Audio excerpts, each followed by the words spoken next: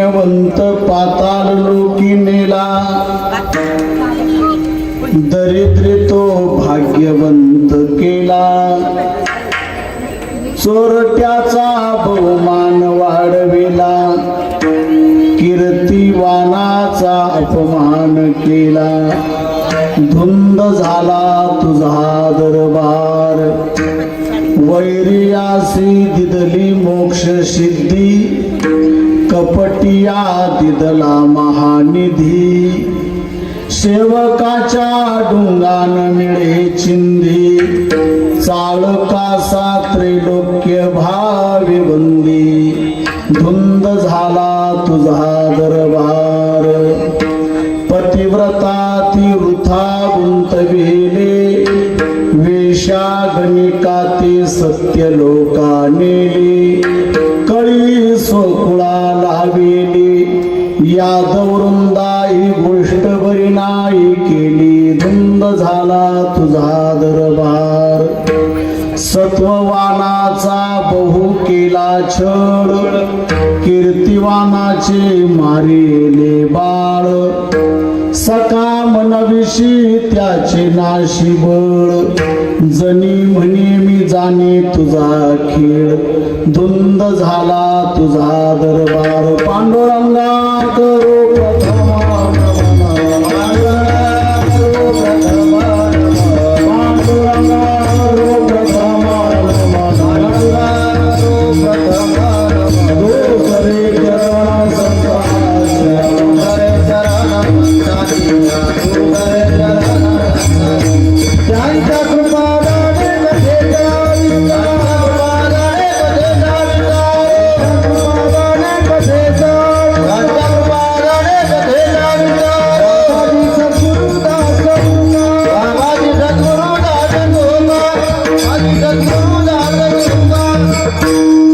पांडुरंगा करो प्रथम नमन, दुसरे चरण संतांच्या.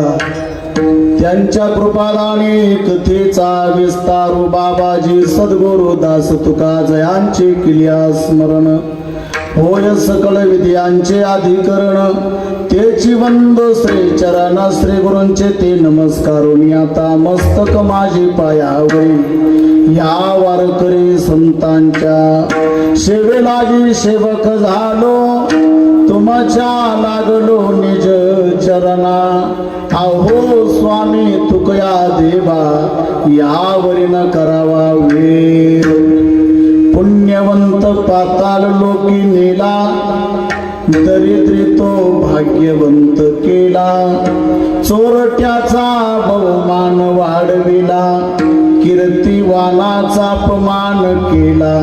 धुंद झाला तुझा दरबार. प्रस्तुत कीर्तन रूपी सेवेकरता घेतलेला अभंग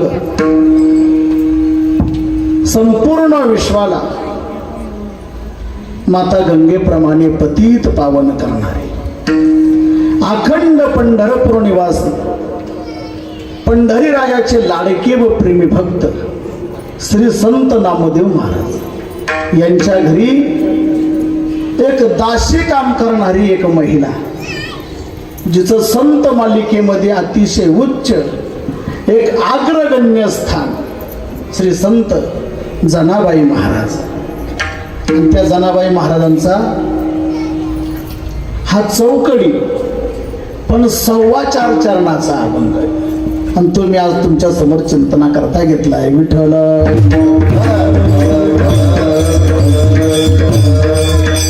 सालाबाद प्रमाणे ह्याही वर्षी भव्य दिव्य चालू असणारा हा नामजप यज्ञ काही अपरिहार्य कारणामुळे 8 दिवस 9 दिवस हा पुढे ढकललेला सप्ताह. आणि ते निमित्त सर्वांना ज्ञात असल्यामुळे मी दुयुक्ती घेत नाही. निमित्त होतं ते सर्वांना ज्ञात होतं. नव्हे एवढ्या घाई गर्दीमध्ये माझ्याच प्रगट दिनाचा सोहळा का व्हावा अशी कदाचित गजानन बाबांना इच्छा असेल. माझा सोहळा शांततेत व्हावा, व्यवस्थित व्हावा, आनंदात व्हावा, हीच खरी गजानन बाबांची इच्छा असू शकते. या अनुषंगाने काही कारणास्तव हा सप्ताह पुढे ढकलला आणि आज या सप्ताहाचा काल्याच्या आदला दिवस आहे, जागराचा दिवस आहे. आजच्या दिवसाला वास्तविक मी ज्या अभंगाचं नियोजन केलं होतं तो अभंगही वेगळाच होता, पण बऱ्याच जणांचा तो आग्रह असल्यामुळे हा अभंग चिंतन करता घेतला. आता अवंतर विषय मांडत नाही, अभंग जरी 4.25 चरणाचा असला पण तो चौकडी आणि पूर्ण अभंगाचं चिंतन होईल हे आता मलाही सांगता येत नाही. पण भगवान परमात्मा श्री संत गजानन बाबा जशी बुद्धी देतील तसा तो आपण सोडवण्याचा प्रयत्न करूया आणि अवंतर विषय थांबूया.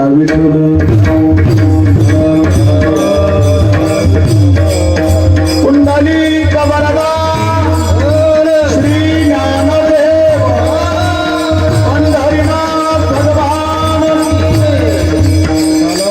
बघा, अभंग हा 4.25 चरणाचा आहे आणि श्री संत जनाबाई महाराज यांचा आहे. आणि हा अभंग जो आहे ना, या अभंगामध्ये जरा वाद आहे. महाराजांनी प्रमाण काढलं होतं, पण आता ते कसं आहे, वारकऱ्यांमध्ये राहत असल्यामुळे त्यांच्या लक्षात आलं नाही. पण गुरुनाम गुरु वैकुंठवासी बंकट स्वामी महाराज या जनाबाईच्या अभंगाला त्यांनी विचार केला, धुंद झाला तुझा दरबार, आणि त्यांनी पुढे कडवं रचलं, पांडुरंग सरकार अंधेर. पण संत मालिकेमध्ये हे प्रमाण न आल्यामुळं आहे ते जनाबाईचा अभंग आपण घ्यायचा. विठ्ठल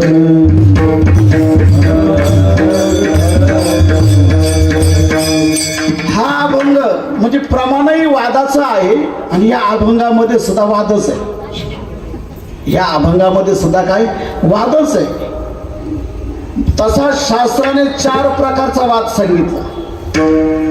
बापू, या अभंगामध्ये 4 प्रकारचा वाद आहे. वादाचे 4 प्रकार आहे. एक वाद, दुसरा आहे अनुवाद, तिसरा आहे संवाद आणि चौथा आहे विवाद. वाद जो चाललेला आहे हा शास्त्राचा चालू आहे. कोणी म्हणतं मोक्ष हा कर्माने मिळेल, तर कुणी म्हणतं मोक्ष ज्ञानाने मिळेल. कुणी म्हणतं मोक्ष उपासनेने मिळेल, तर कुणी म्हणतं मोक्ष नामचिंतनाने मिळेल. तुकोबारांचं फार गोडे प्रमाण आहे. तेथे नाही भावाय कविता, तेथे नाही भावाय कविता,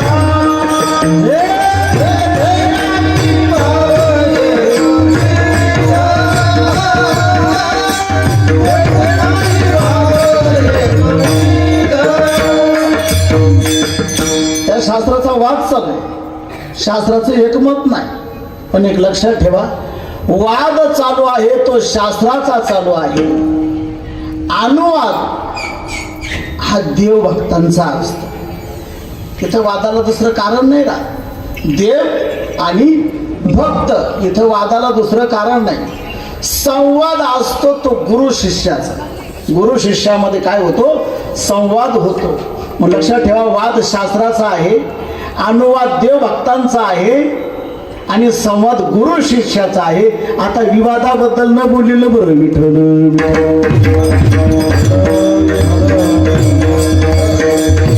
आणि एक लक्षात ठेवा, आजचा जो अभंग आहे तो श्री संत जनाबाई महाराजांचा आहे.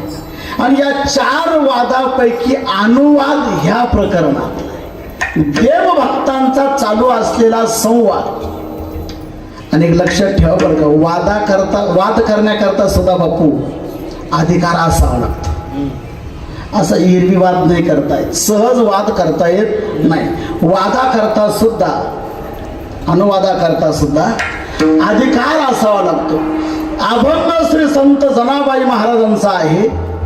यांना कोणता अधिकार होता? यांचा अधिकार संतांनी फार मोठा करून ठेवला. चौयुगाचा भक्त नामा उभा कीर्तनी, नामा उभा कीर्तनी, पाठीमागे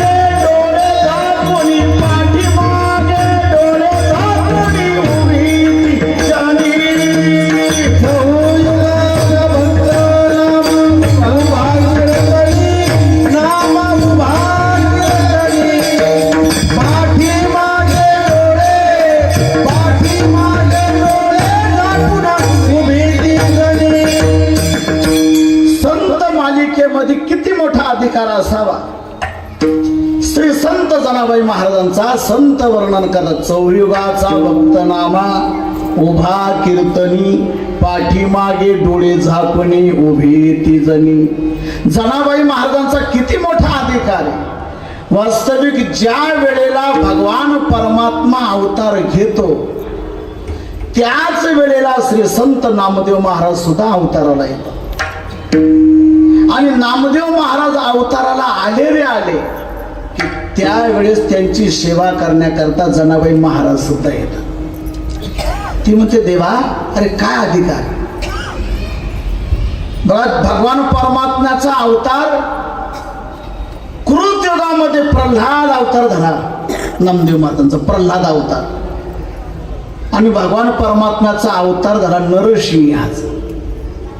पण त्याही ठिकाणी प्रल्हादाची सेवा करण्याकरता जन्माला आली पद्मिनी नावाची दासी. ही कृतयुगामध्ये जन्माला आली. पुढे भगवान परमात्म्याने राम अवतार घेतला.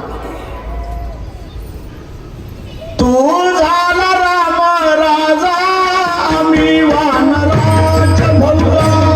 आम्ही वानराच्या भौजा. आम्ही वानराच्या भौजा.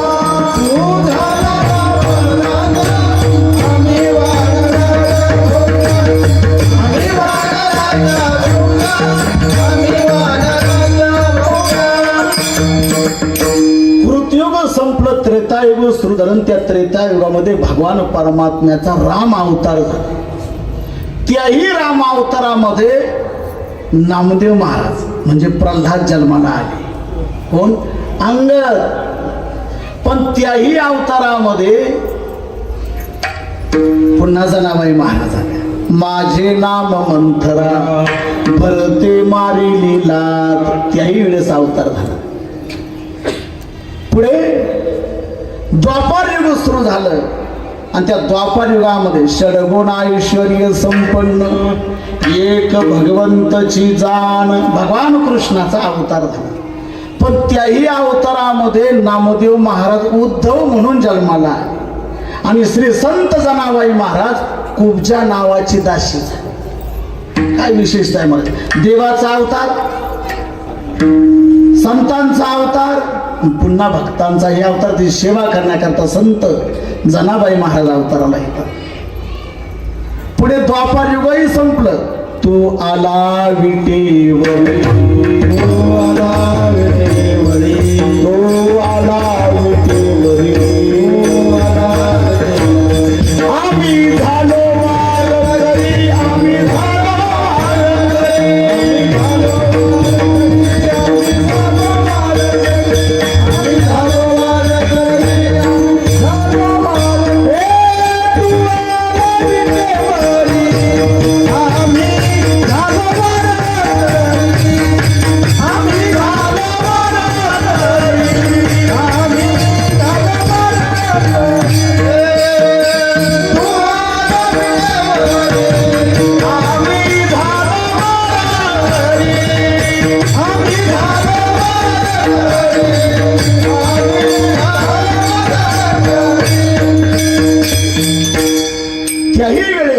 कलियुगामध्ये भगवान परमात्मा पांडुरंगाचा अवतार झाला. त्या ठिकाणी संत नामदेव महाराज अवताराला आले. पण त्याही ठिकाणी नामदेव महाराजांची सेवा करण्याकरता संत जनाबाई महाराज अवताराला आले. त्यांच्या जन्माचे वारकऱ्यांमध्ये जरा परस्पर विचार आहे, वेगळे वेगळे विचार आहे. दोन ठिकाणी जन्म झाला असं म्हणतात. पण आज आपल्याला जनाबाई सांगायची नाही. आज मला फक्त जनाबाईचा वाद सांगायचा आहे. विठ्ठल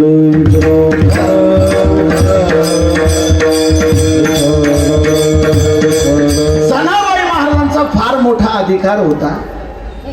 भगवान परमात्म्याचा अवतार झाला रे झाला की नामदेव महाराज अवताराला येतात आणि त्यांची सेवा करण्याकरता संत जनाबाई महाराज अवताराला येतात आणि संतांची सेवा करतात, भक्तांची सेवा करतात. महाराज परिणाम असा झाला बापू, त्या सेवेचं ऋण साचलं देवावर. देवावर ऋण साचलं. वेळोवेळी भगवान परमात्मा जनाबाईला मदत करण्याची, त्या ऋणातून काहीतरी अंशतः का होईना पण आपण उत्तीर्ण व्हावं या उद्देशाने जनाबाईच्या बरोबर काही काम करावं. भगवान परमात्मा झाडू लागावं, झाड लोट करे जने, झाड लोट करे जने, केर भरे चक्रपाणी, चक्रपाणी केर भरे चक्रपाणी, झाड लोट करे जने,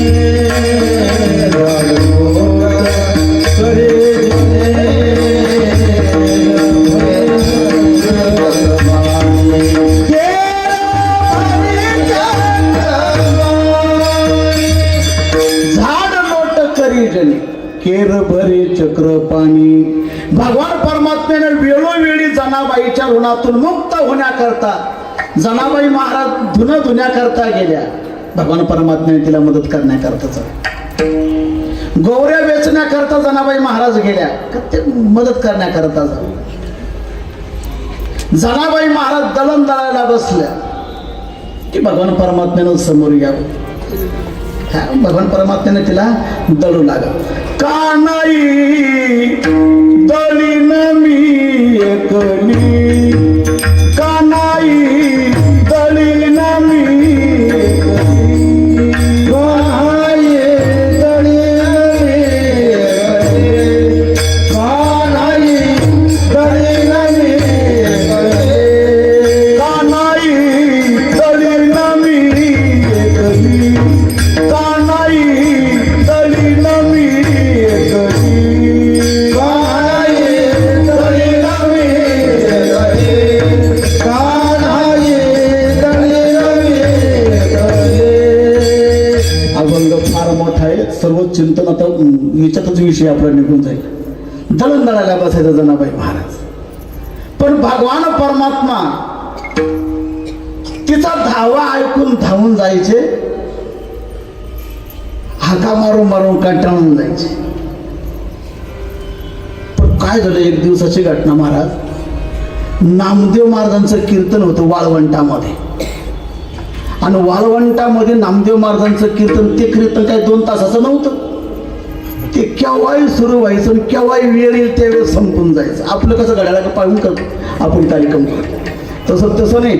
नामदेव महाराजांचं कीर्तन खूप नाचले. भगवान परमात्मा नामदेव महाराजांच्या कीर्तनात खूप नाचले. त्याच्यामुळं घरी यायला उशीर झाला. आता उशिरा आल्यामुळे उशिरा झोपले आणि उशिरा झोपल्यामुळे उशिरा उठले.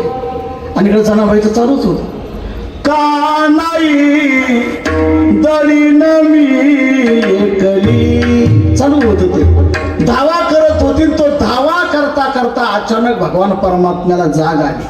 आणि हा भगवान परमात्मा झोपाळू बरं का, लक्षात ठेवा. याच्या इतका झोपाळूच कोणी नाही, असं माझं मत नाही, अशी प्रमाण आली बापू. जागे करा रुक्मिणी वरा, देवा हे निज सुरा. निज सुरा म्हणजे झोपाळू. हा भगवान परमात्मा फार झोपाळू आहे, म्हणून त्याला काकडा करून उठवावं लागतं. पण त्याच्यात इथं आमच्या लोकांना काकड्याची अडचण होते, त्याच्यामुळे आम्ही काकडा इथं बंद केला. ऐका, त्याला काकडा करून त्याला उठवावं लागतं. जनाबाई महाराज हाका मारतच होते. भगवान परमात्मा आले, जनाबाई बरोबर दळी लागले. जनाबाई उजळल्या दक्ष दिशा, गगनाली शोभा. बघा, सूर्याचा उदय झाला. आता काय करा, आता दळण थांबवा. आता मी बडवी येतील, माझी महापूजा करतील, मला आता निघालं पाहिजे. काय झालं, भगवान परमात्मा घाईघाई निघाले. पण त्या घाईघाई निघण्यामध्ये चूक झाली. भगवान परमात्मा निघाले, घाईघाई गेले आणि विठीवर जाऊन उभे राहिले. ज्यावेळेस बडवे कंपनी महापूजा करण्याकरता येतात आणि पाहतात, तर नेहमी भगवान परमात्म्याच्या खांद्यावरती दिसणारा भरजारी शेला आज मात्र दिसत नाही. आणि वेगळीच फाटकीच गोधडी खांद्यावर दिसते.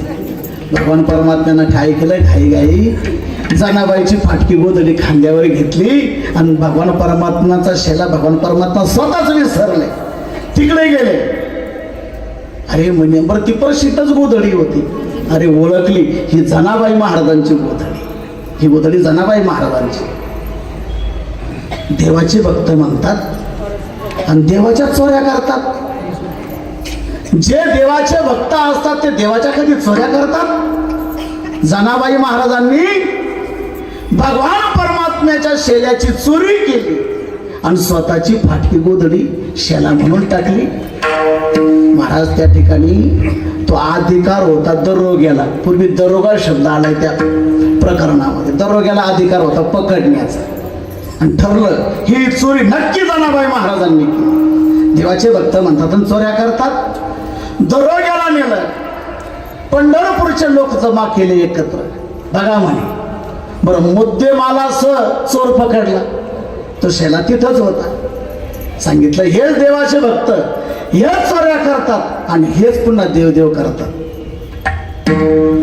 दरोग्याने निर्णय दिला, जनाबाई तू देवाची चोरी केली.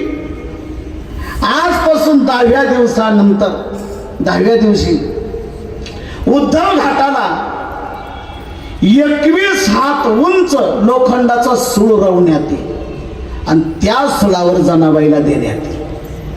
वारकरी म्हणतात बस आता नको, देवाच्या दरबारात आता न्याय राहिला नाही. अरे संत जनाबाई, या जनाबाई करता भगवान परमात्मा सर्व काम करतो आणि त्या जनाबाईवर हा आरोप असेल त्याच्यापेक्षा आता मेलेलं बरं. नामदेव महाराज तर म्हणतात जगायचंच नाही. जनाबाई सुळावर दिल्या गेलं जनाबाईला, आपणही आता चंद्रभागेमध्ये हा प्राण देऊन टाकायचा.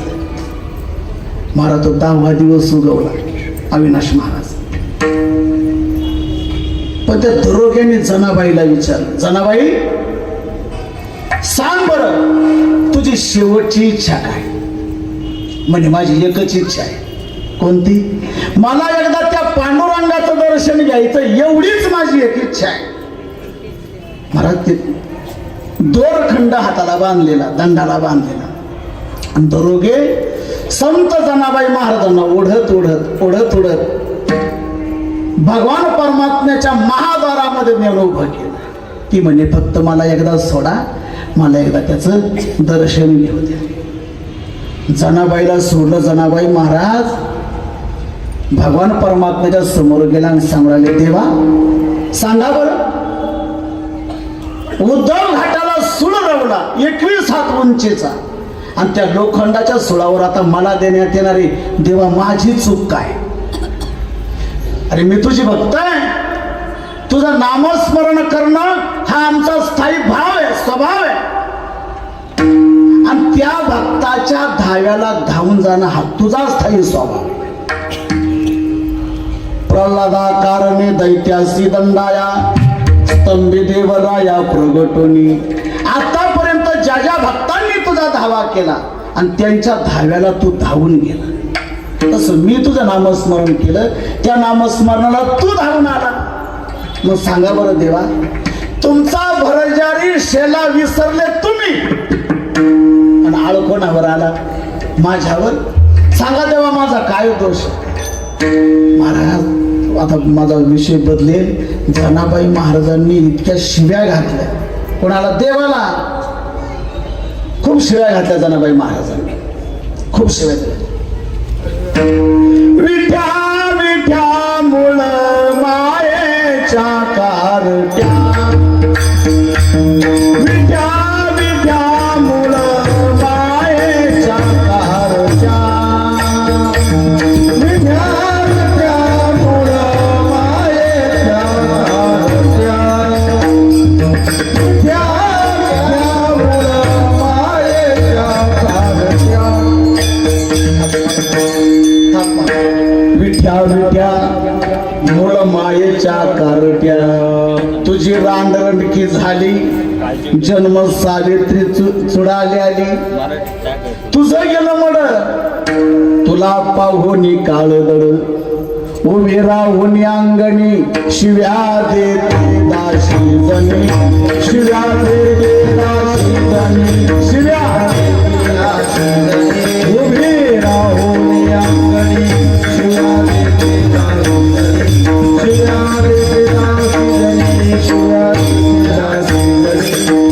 फाड फाड फाड जनाबाई महाराज देवाला बोलायला लागल्या, खूप बोलायला लागल्या. विठ्या विठ्यामुळं मायेच्या कारट्या. अरे सांग, आतापर्यंत जे जे तुझे भक्त झाले त्या भक्तांचा तू छळच केला. कोणत्या भक्ताचं तू चांगलं केलं आतापर्यंत देवा? अरे ह्याच जन्माची यादी असं नाही, स्वतंत्र ज्या ज्या वेळेला देवा तू अवतार घेतला त्या प्रत्येक जन्माची माझ्याकडे स्वतंत्र यादी. कोणत्या भक्ताचं तू चांगलं केलं? ज्या ज्या भक्तांनी तुझं नामस्मरण केलं त्यांचा तू छळच केला.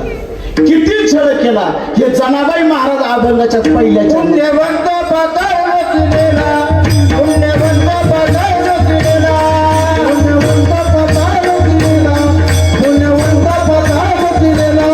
गरिबी तो भाग्यवंत केला, गरिबी तो भाग्यवंत केला, गरिबी तो भाग्यवंत केला, गरिबी तो भाग्यवंत केला. चोरट्याचा बहुमान वाढविला, चोरट्याचा बहुमान वाढविला, चोरट्याचा बहुमान वाढविला, चोरट्याचा बहुमान वाढविला.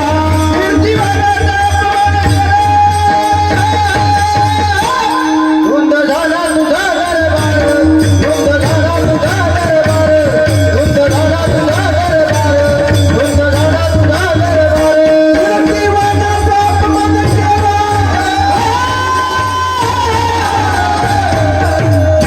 धुंद झाला तुझा दरबार, धुंद झाला तुझा दरबार, धुंद झाला तुझा दरबार, धुंद झाला तुझा दरबार. जनाबाई महाराज मला देवा सांगा ना, ज्या ज्या भक्तांनी तुझी सेवा केली, ज्या ज्या भक्तांनी नामस्मरण केलं त्या भक्तांचा तू छळच केला. आणि आजही व्यवहारामध्ये पाहायला मिळतं महाराज, जे देवदेव करतात ना त्यांच्याकडे संकटही फार राहत.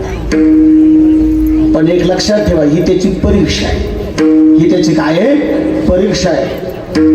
जनाबाई महाराज म्हणतात देवा सांगा, पुण्यवंत पाताळ लोकी नेला. काय दोष होता त्याचा? 99 अश्वमेध नावाचे यज्ञ केले होते आणि एक यज्ञ बाकी होता. ज्ञानोबाराय म्हणतात 100 अश्वमेध नावाचे यज्ञ जो करतो तो इंद्र होतो. इंद्र कोणालाही होता येतं बरं का.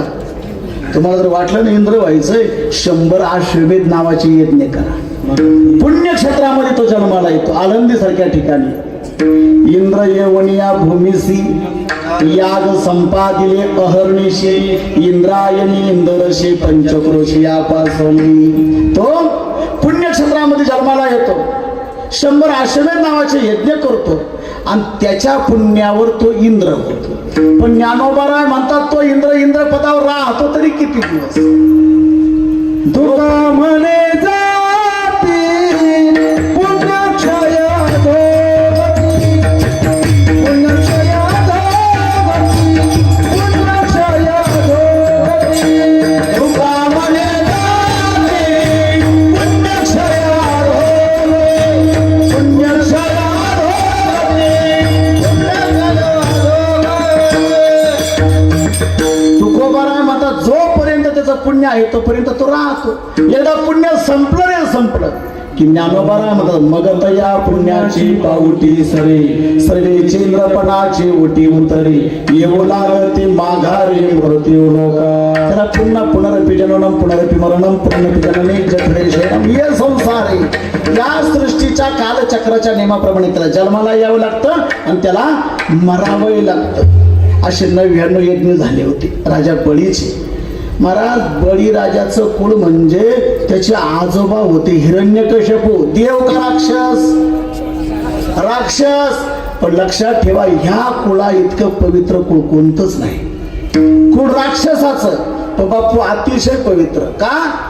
भगवान परमात्म्याला 3 अवतार ह्या कुळाकरता संपवावे लागले. ह्या कुळाकरता पहिला अवतार झाला वराह अवतार, याच कुळाकरता झाला. नरसिंह अवतार कोणत्या कुळाकरता? ह्याच प्रल्हादा कारणे स्तंभे अवतार केला. विदारोणी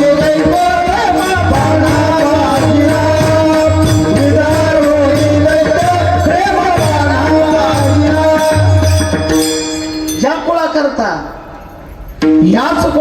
आता देवाचा नरसिंह अवतार झाला आणि वामन अवतार ह्याच कुळा करतात 3 अवतार घेतले स्वतंत्र एका कुळा करतात 3 अवतार देवाने घेतले काय त्याची चूक होती मला सांगा बरं जनाबाई महाराज म्हणते देवा सांगा ना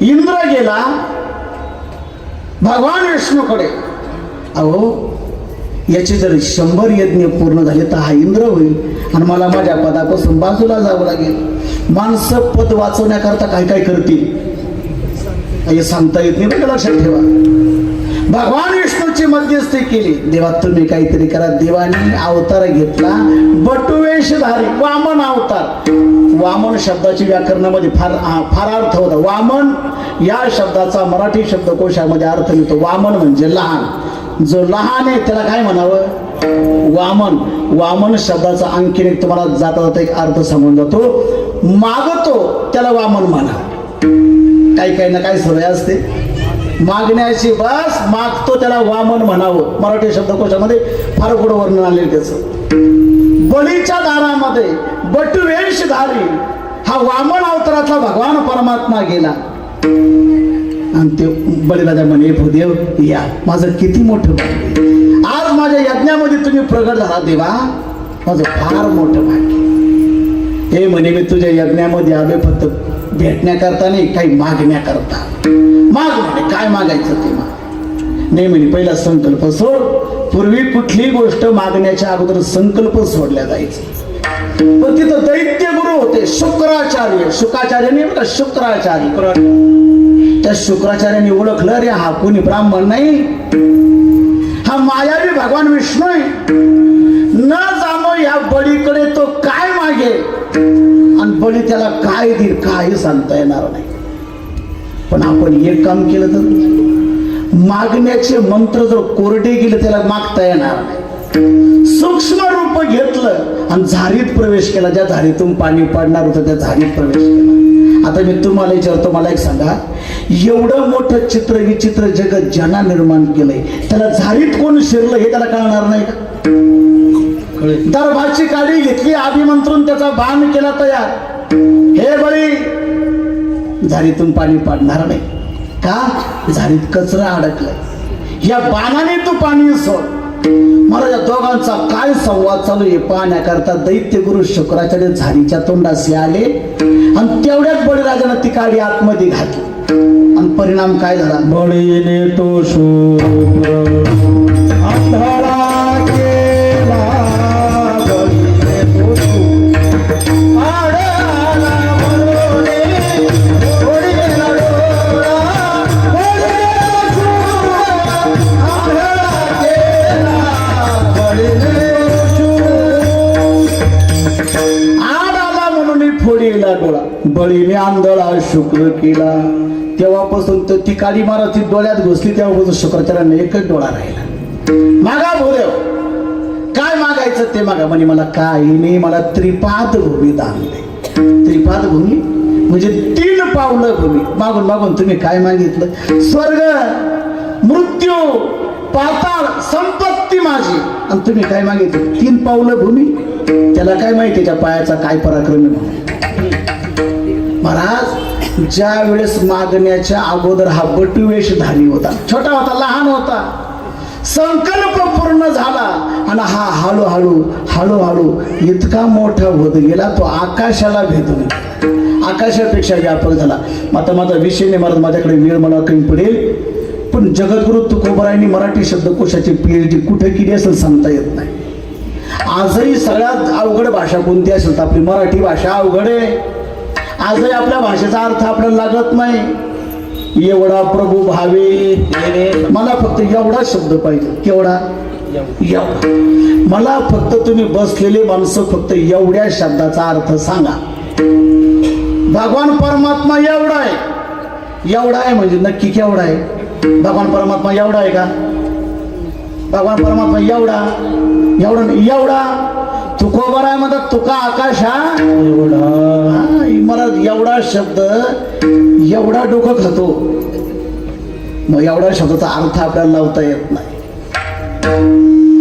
हा आकाशाला भेदून गेला आणि 2 पावलामध्ये स्वर्ग मृत्यू पाताळ संपून टाकलं हे बळी आता तिसरा पाय मी कुठे ठेवू म्हणजे सगळं संपलं, फक्त आता माझं मस्तक बाकी राहिले, मस्तकावर ठेवा. तुका म्हणे तुका म्हणे बळी जीवनीला पायातली, जीवनीला पायातली, जीवनीला पायातली.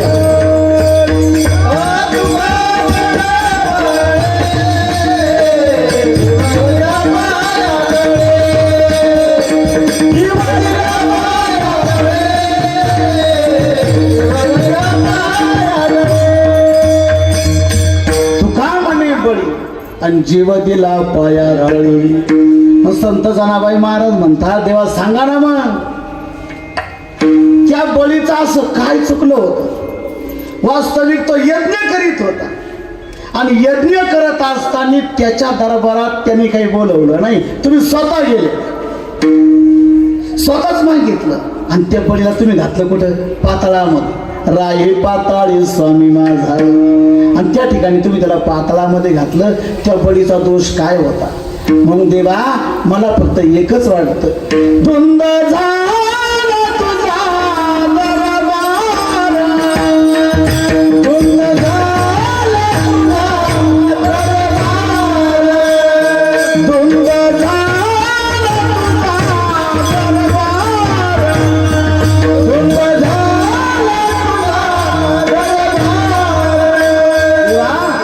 धुंदी आली तुला धुंदले का?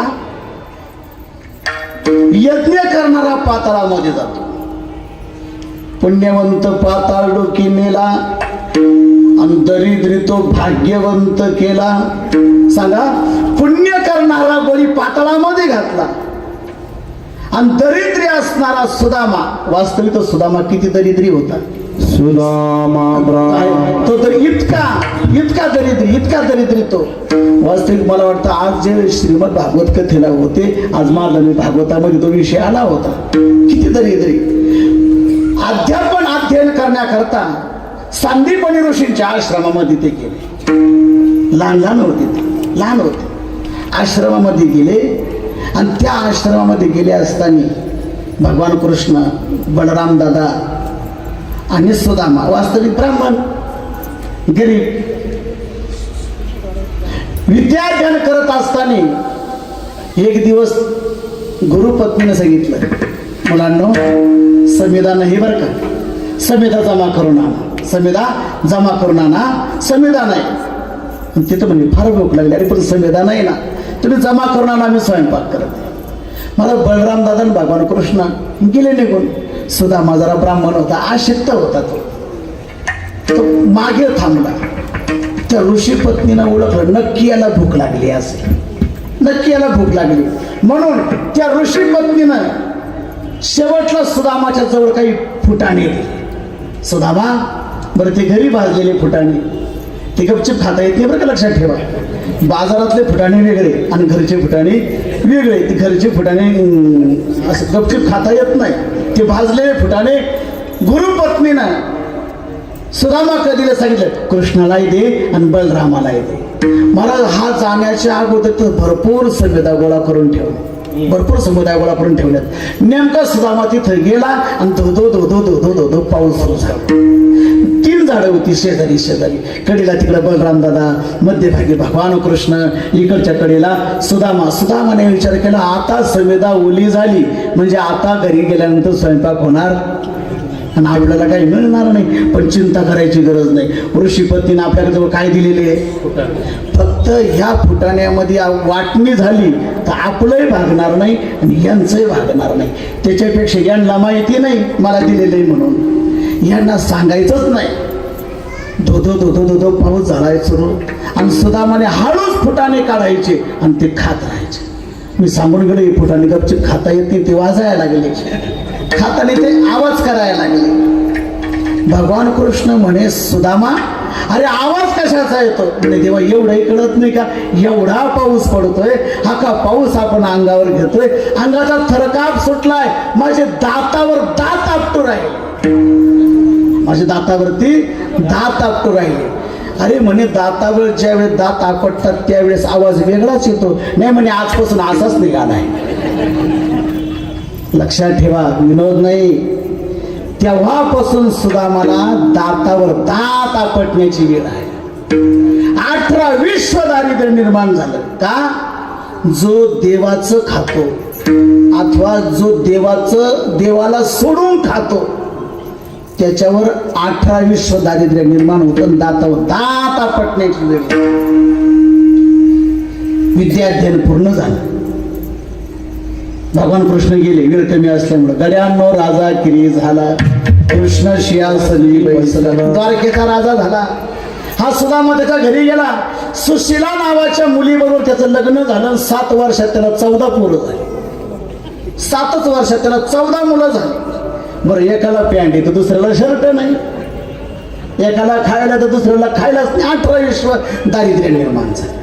असं म्हणतात. एक दिवस ती म्हणते, का हो तुम्हीच म्हणता ना द्वारकेचा राजा माझा मित्र आहे, जाणार एकदा त्याच्याकडे, आणा ना काहीतरी मागून त्याच्याकडे.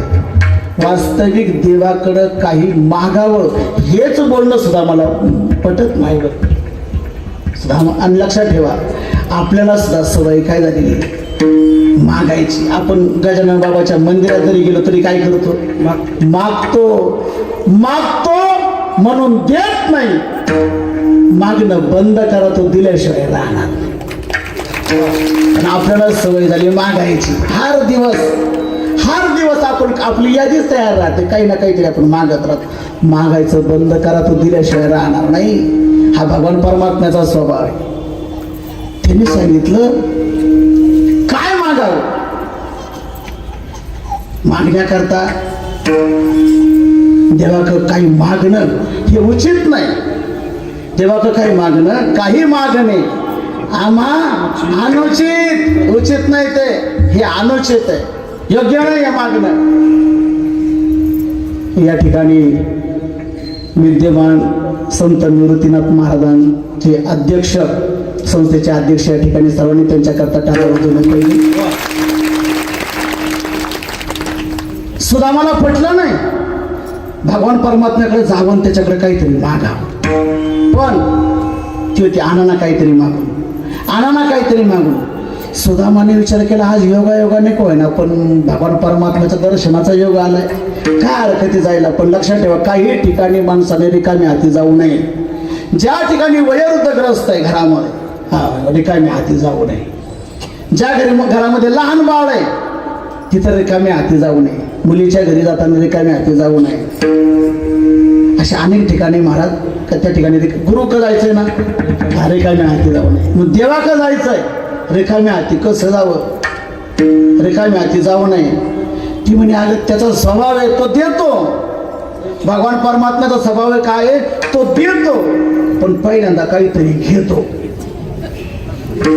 घेशी तेव्हा दिशी आईसा असं शिवदार. तो भक्ताकडून काहीतरी घेतो आणि नंतर तो काय करतो?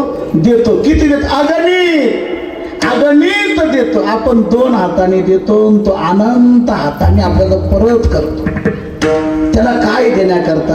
ती म्हणे 2 महिन्यापूर्वी आपण जे पोहे केले होते ना, त्याचा उरलेला चोथर भाग आहे, कडक भाग आहे.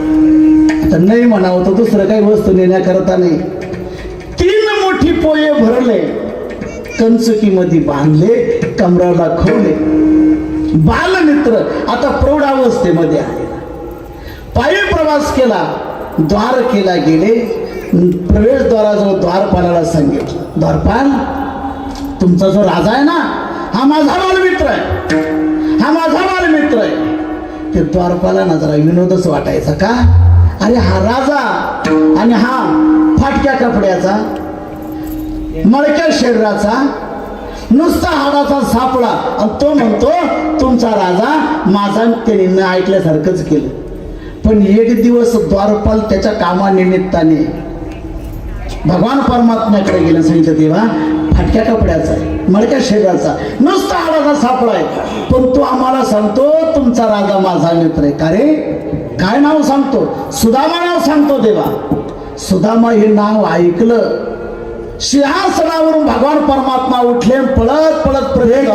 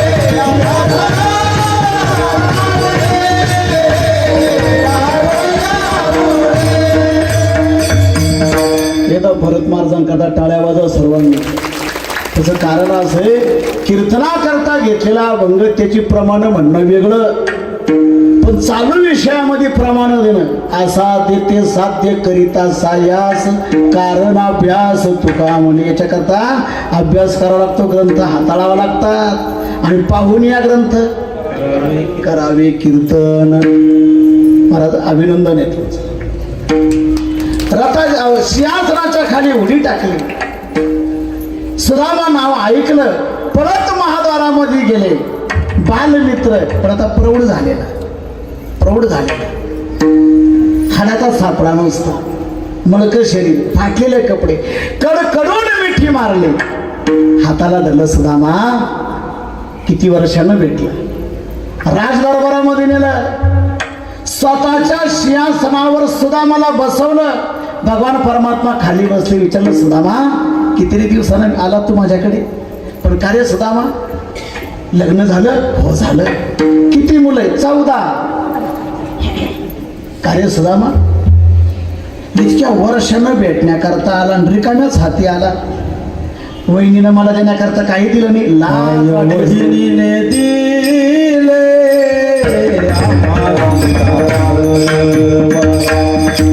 आम्हाला, वहिनीने दिले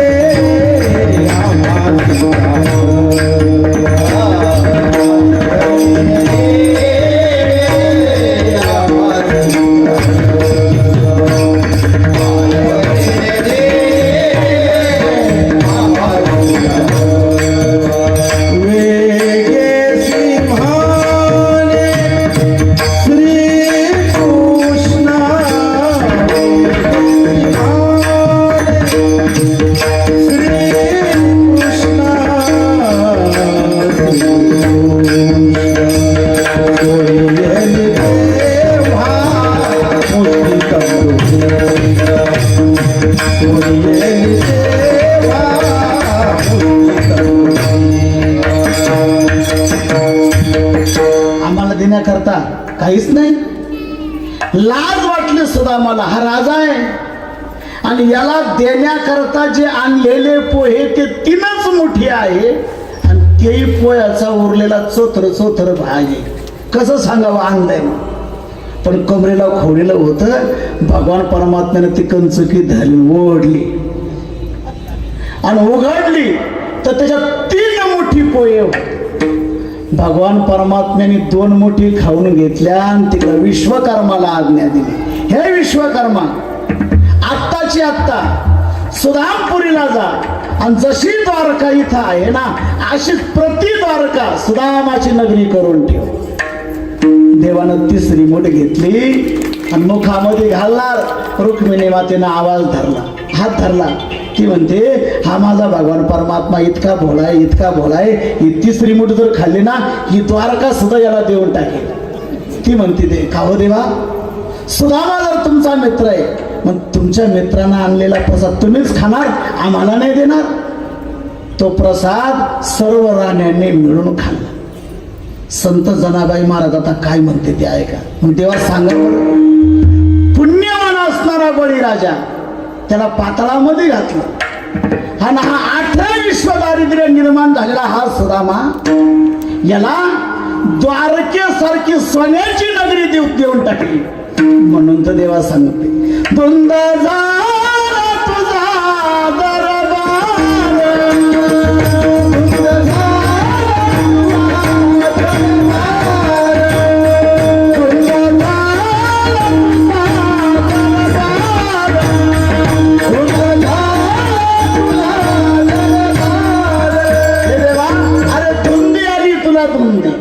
पुण्यवानाला पाताळामध्ये घालतो, दरिद्रीला भाग्यवान बनवतो, धनवान बनवतो. पुण्यवंत पाताळ लोकी नेला, दरिद्री तो भाग्यवांत केला, चोरट्याचा बहुमान वाढविला. सांगा बरं, रामायणामधला प्रसंग आहे. लूटमाऱ्या करणारा, चोऱ्या करणारा, दरोडे घालणारा, खून करणारा वाल्या त्याला तुम्ही किती पुण्यवान केलं. वास्तविक कर्मधर्म संयोगाने नारदाची भेट झाली. नारदाने सांगितलं वाल्या अरे चोऱ्या करतो, खून करतो, यानं पाप हे करतो तरी कोणा करता हे सर्व म्हणजे माझ्या बायका मुलां करता. अरे मग ज्यांच्या करता हे पाप करतो ते पापाला वाटेकरी आहे का म्हणे नक्की हाय असं तूच म्हणतो पण तुझ्या घरचे म्हणतात का आम्ही आहे म्हणून जा विचारू नये या पापाला तुम्ही ते वाटेकरी आहे का.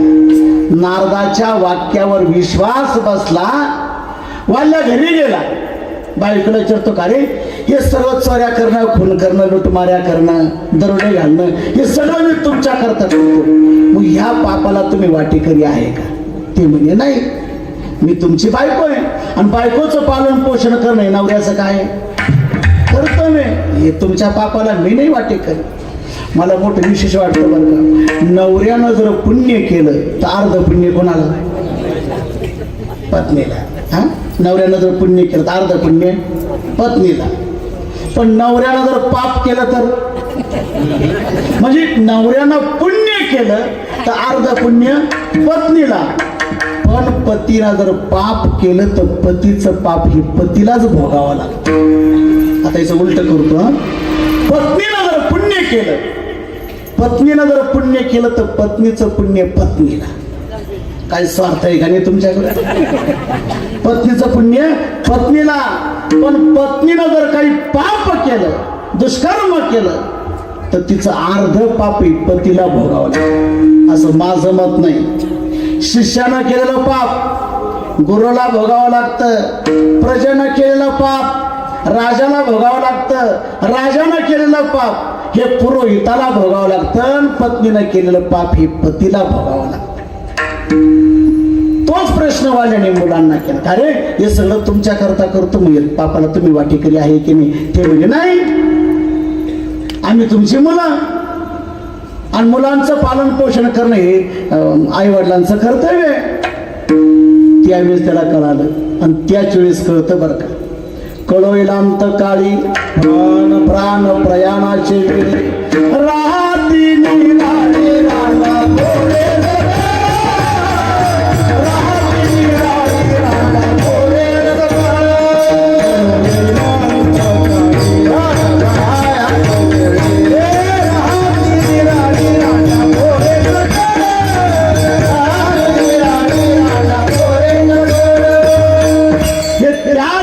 कळत असतं मला. तो पळत येतो नारदाच्या पायावरती नतमस्तक होतो माझा उद्धार करा माझा उद्धार करा. ज्यांना ज्यांना मी माझं म्हणत होतो ते माझ्याने माझा उद्धार करा. हे वाल्या जा रामनामाचं चिंतन कर राम राम म्हणत जा. तो म्हणतो काय करू तुम्ही जे म्हणता ना ते मला म्हणताच येत नाही. त्याला राम म्हणता येत नव्हतं. काय नव्हतं म्हणता येत त्याला. मला एक सांगा राम म्हणणं काही विशेष आहे का. राम म्हणणं विशेष नाही ते मुखाला येणं अवघड आहे. राम म्हणणं विशेष नाही पण ते मुखाला येत नाही अवघड आहे. त्याला अनंत जन्माची आशय पुण्य सामग्री तरीच जीवादे नाम येईल श्रीराम याचे मुखी हारे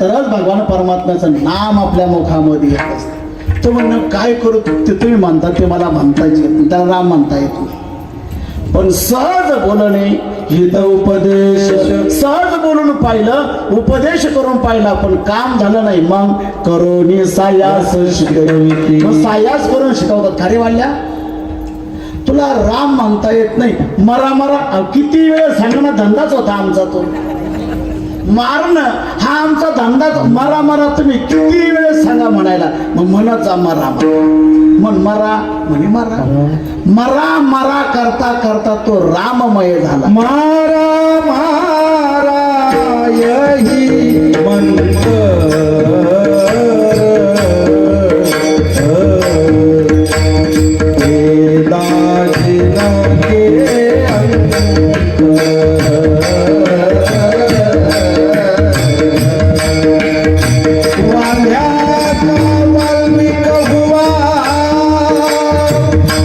जब बेटी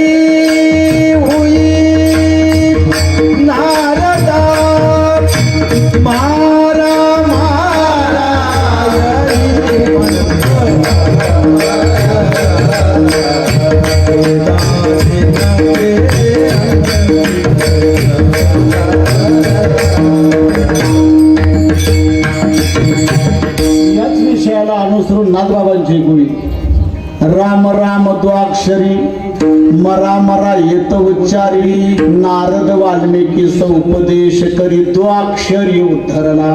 दोनच अक्षराने राम राम करता करता कोणत्या अधिकाराला प्राप्त केले रामायण रामाधी कोळ्याची कीर्ती वाढली केले रामायण रामाधी. जनाबाई महाराज म्हणतात सांगा बरं देवा मग पुण्यवान बळीराजा पाताळामध्ये घातला, दरिद्री सुदामा भाग्यवान केला आणि चोऱ्या करणाऱ्या वाल्या जगाचे आद्य कवी ठरवले. म्हणून तर धुंद झाला तुझा दरबार, धुंद झाला तुझा दरबार, धुंद झाला तुझा दरबार, धुंद झाला तुझा दरबार, धुंद झाला तुझा दरबार, धुंद झाला तुझा दरबार, झाला तुझा दरबार, धुंद झाला तुझा दरबार. कीर्तिवानाचा अपमान केला नलराजा. नलराज दमयंती एक वस्त्र दोघा प्रती. वास्तविक त्या नलराजाची सुद्धा किती फजिती केली. म्हणून संत जनाबाई महाराज म्हणतात धुंद झाला तुझा दरबार. जनाबाई महाराज म्हणतात देवा असं समजू नको, हे चारच ठिकाणं मला माहित होती असं समजू नको. तू काय काय केलंय, किती भक्तांचा छळ केला ते जनाबाई महाराज दुसऱ्या चरणावर वैयासी निधली मोक्ष सिद्धी, वैयासी निधली मोक्ष सिद्धी, कपटोयासी निधली महानिधी, कपटोयासी निधली महानिधी, सेवकाच्या ढुंगानं मिळे सिंधी, सेवकाच्या ढुंगानं मिळे सिंधी, चालकाची सिंधक भावे बंदी, धुंद झाला तुझा दरबार, धुंद झाला तुझा दरबार. वैरिया सिद्धी धली मोक्ष सिद्धी. जनाबाई महाराज म्हणतात तेव्हा सांगा जे तुझे वैरी होते त्यांनी जगामध्ये उपद्रव केला, जगाला त्रासच दिला.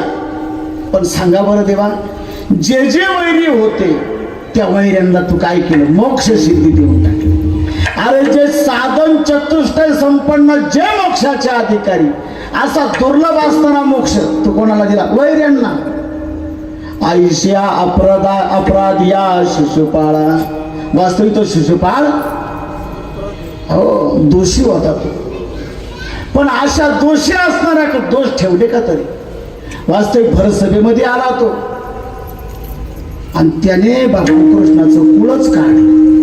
कोण म्हणे नंदाचा, कोण म्हणे वसुदेवाचा, देवकीचा की यशोदेचा, ठावच नाही बापाचा कोण साची श्रीकृष्ण. सांगा बरं भगवान कृष्ण वसुदेवाचा आहे की नंदाचा, बरं देवकीचा की यशोदेचा.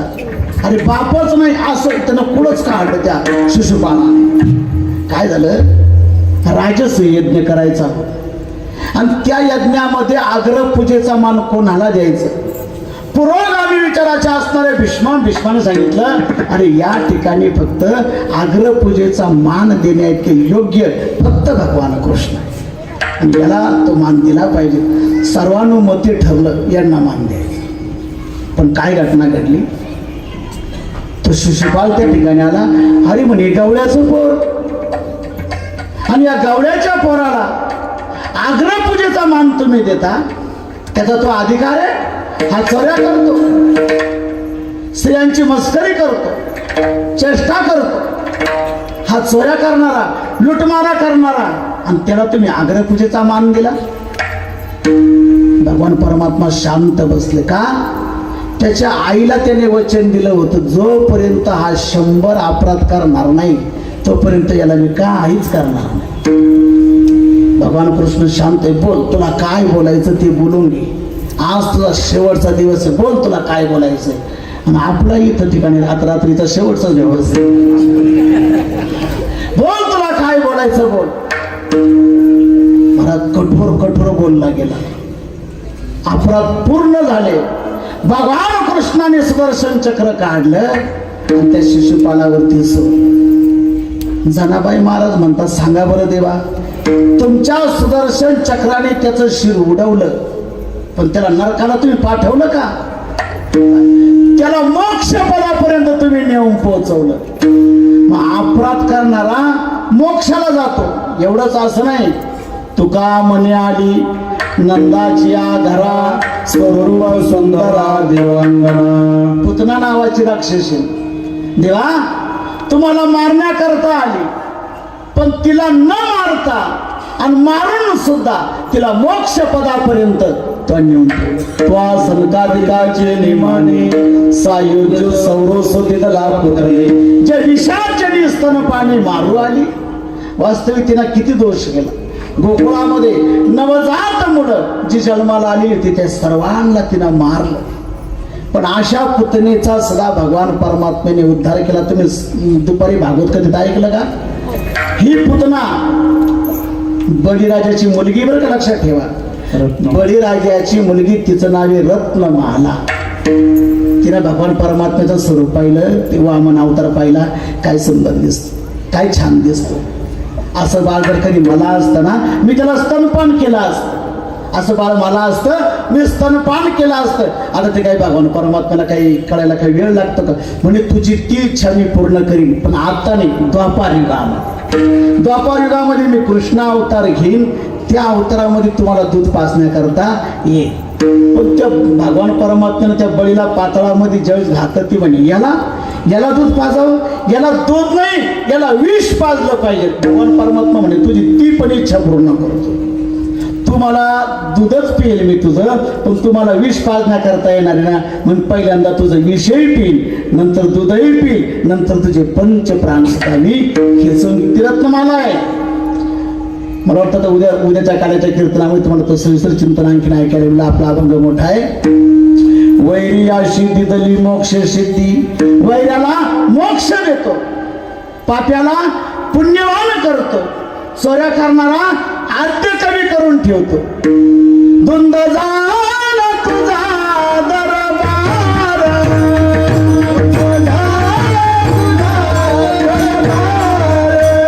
धुंद झाला तुझा दरबार, धुंद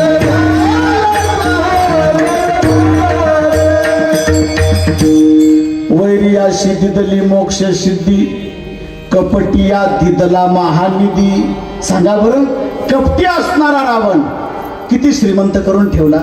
वास्तविक काही गरज होती. कपटी होता तो, दुराचारी होता तो, पण त्याला इतकं धनवान करून ठेवलं, इतकं धनवान केलं. वैराग्यवान असणारे जगद्गुरु तुकोबार आहे, त्यांना सुद्धा त्याच्या संपत्तीचं वर्णन करावं असं वाटलं. मला तुकोबाराय कोणाच्या संपत्तीचं वर्णन करत नाही. तुकोबाराने दोनच व्यक्तीचं वर्णन केलं.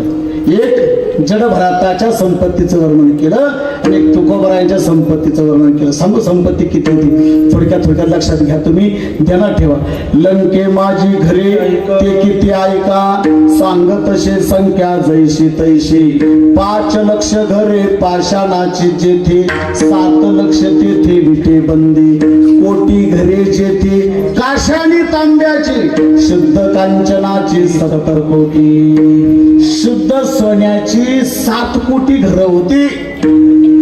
विचार करा, 1,60,000 आहे आता ते गणित तुम्ही करा. त्याची संपत्ती किती एवढा. मग देवा सांगा ना, कपटिया दिदला महानिधी. वैर्याशी दिदली मोक्ष सिद्धी. कपटिया दिदला महानिधी आणि सेवकाच्या ढुंगाला मिळेल चिंधी. व्यासपुत्र शुकाचार्य शेवटपर्यंत बापू त्या शुकाचार्यांकडे एक लोंगट सोडून काहीच नव्हतं. म्हणजे वैर्याला मोक्ष देतो, कपट्याला धनवान बनवतो, सेवकाला ढुंगाला फक्त लंगोट. चालका सात्रेलोक्य भावे वंदी. चालक म्हणजे नारद. वास्तविक तो नारद, तेही त्रिभुवन गमन नारदा. नारद असा होता तात्या, नारद असा होता, तो कोणत्या लोकांचा त्याला वंदन. काही सगळीकडे वंदन राहतं, बरं का लक्षात ठेवा. हा तो देव लोकांकडे गेला तरी वंदन, दानवाकाला वंदन, मानवाकाला वंदन. काही सगळीकडे वंदन. ते सप्तात आले तरी त्यांना वंदन. आणि तमाशात गेले तरी बंद. काही काही सगळीकडे चालतं, काही तर सगळे. त्यात तो नारद होता. महाराज इतका नारद विचित्र. पुराणामध्ये जेवढी जेवढी युद्ध झाली त्या सर्व युद्धाला कारणीभूत कोण असेल तर नारद आहे. प्रत्येक युद्धाला कारणीभूत कोण आहे? नारद. काय झालं, एक दिवसाची घटना अशी झाली. नारद गेला भगवान विष्णूकडे. नारद गेला आणि तिथं काहीच घटना घडली नाही, अशी घटनाच नाही. नारद भगवान विष्णूकडे गेला. भगवान विष्णू म्हणे, नारदा मला मृत्यू लोकामध्ये वाण्याच्या घरी काम आहे, मला वाण्याच्या घरी दुकानात जायचंय आणि तर तू बस मी येतो. म्हणे देवा माझं चालू चालू चालता चालता काम होऊ शकतं, मग मलाही बरोबर घ्या. देव म्हणे नारदा तू काय बरोबर येऊ नको, तू माझ्या बरोबर येशील, काहीतरी बोलशील, नागाने काहीतरी कलह होईल, वाद. तेव्हा एक शब्द सुद्धा बोलणार नाही. आता काय हरकत आहे का म्हणे बरोबर घ्यायला? नाही म्हणे नारदा तू येऊच नको. तेव्हा मी बोलणारच नाही, काही नक्की नक्की बोलणार नाही. नारदाला बरोबर घेतलं. बरं नारदाला बरोबर घेतलं. वाण्याच्या घरी भगवान परमात्माने वाण्याचा देवाचा संवाद सुरू झाला. येवले गुरुजी सारखाच वाणी होता तो. आणि वाण्याच्या घरी संवाद सुरू झाला देवाचा आणि वाण्याचा. नारद बोलले नाही काय. आता वाण्याचं ते किराणा दुकान महाराज, त्या नारदाने फक्त काय केलं, गुळ घेतला आणि भिंतीला चिटकवला. काय गरज होती का? देवाने सांगितलं होतं बोलायचं नाही. नारद बोलले नाही, फक्त गुळ घेतला आणि भिंतीला चिटकवला. काय झालं, त्या गुळाला खाण्याकरता 4-5 माश्या त्याच्यावरती येऊन बसल्या. गुळाला खाण्याकरता. कशा करता आल्या त्या? गुळाला खाण्याकरता. आता घरातल्या पालींना काही एकादशी नव्हती. घरातून पाली बाहेर आल्या. कशा करता? त्या माशांना खाण्याकरता. आता घरातून पाल बाहेर आल्यामुळं बाहेरून कोंबडी आतमध्ये शिरली. कशा करता? त्या पालीला खाण्याकरता. आता बाहेरून कोंबडी आत शिरल्यामुळं घरातून मांजर बाहेर निघाली. कशा करता? त्या कोंबडीला खाण्याकरता. आता घरातून मांजर बाहेर आल्यामुळे बाहेरून कुत्रा आतमध्ये शिरलं. कशा करता? चालतं रात्रभर आपला. अहो मोठा कलह झाला त्या ठिकाणी. देव म्हणे नारदा झालं काय? अहो बोललोच नाही ना रे. बोलला नाही पण तो गुळचे टाकला ना बाबा गेली. नारदासारखा महात्मा गेला आणि तिथं काहीच घटना घडली नाही. असं नाही. म्हणून संत जनाबाई महाराज म्हणतात, धुंद झाला तुझा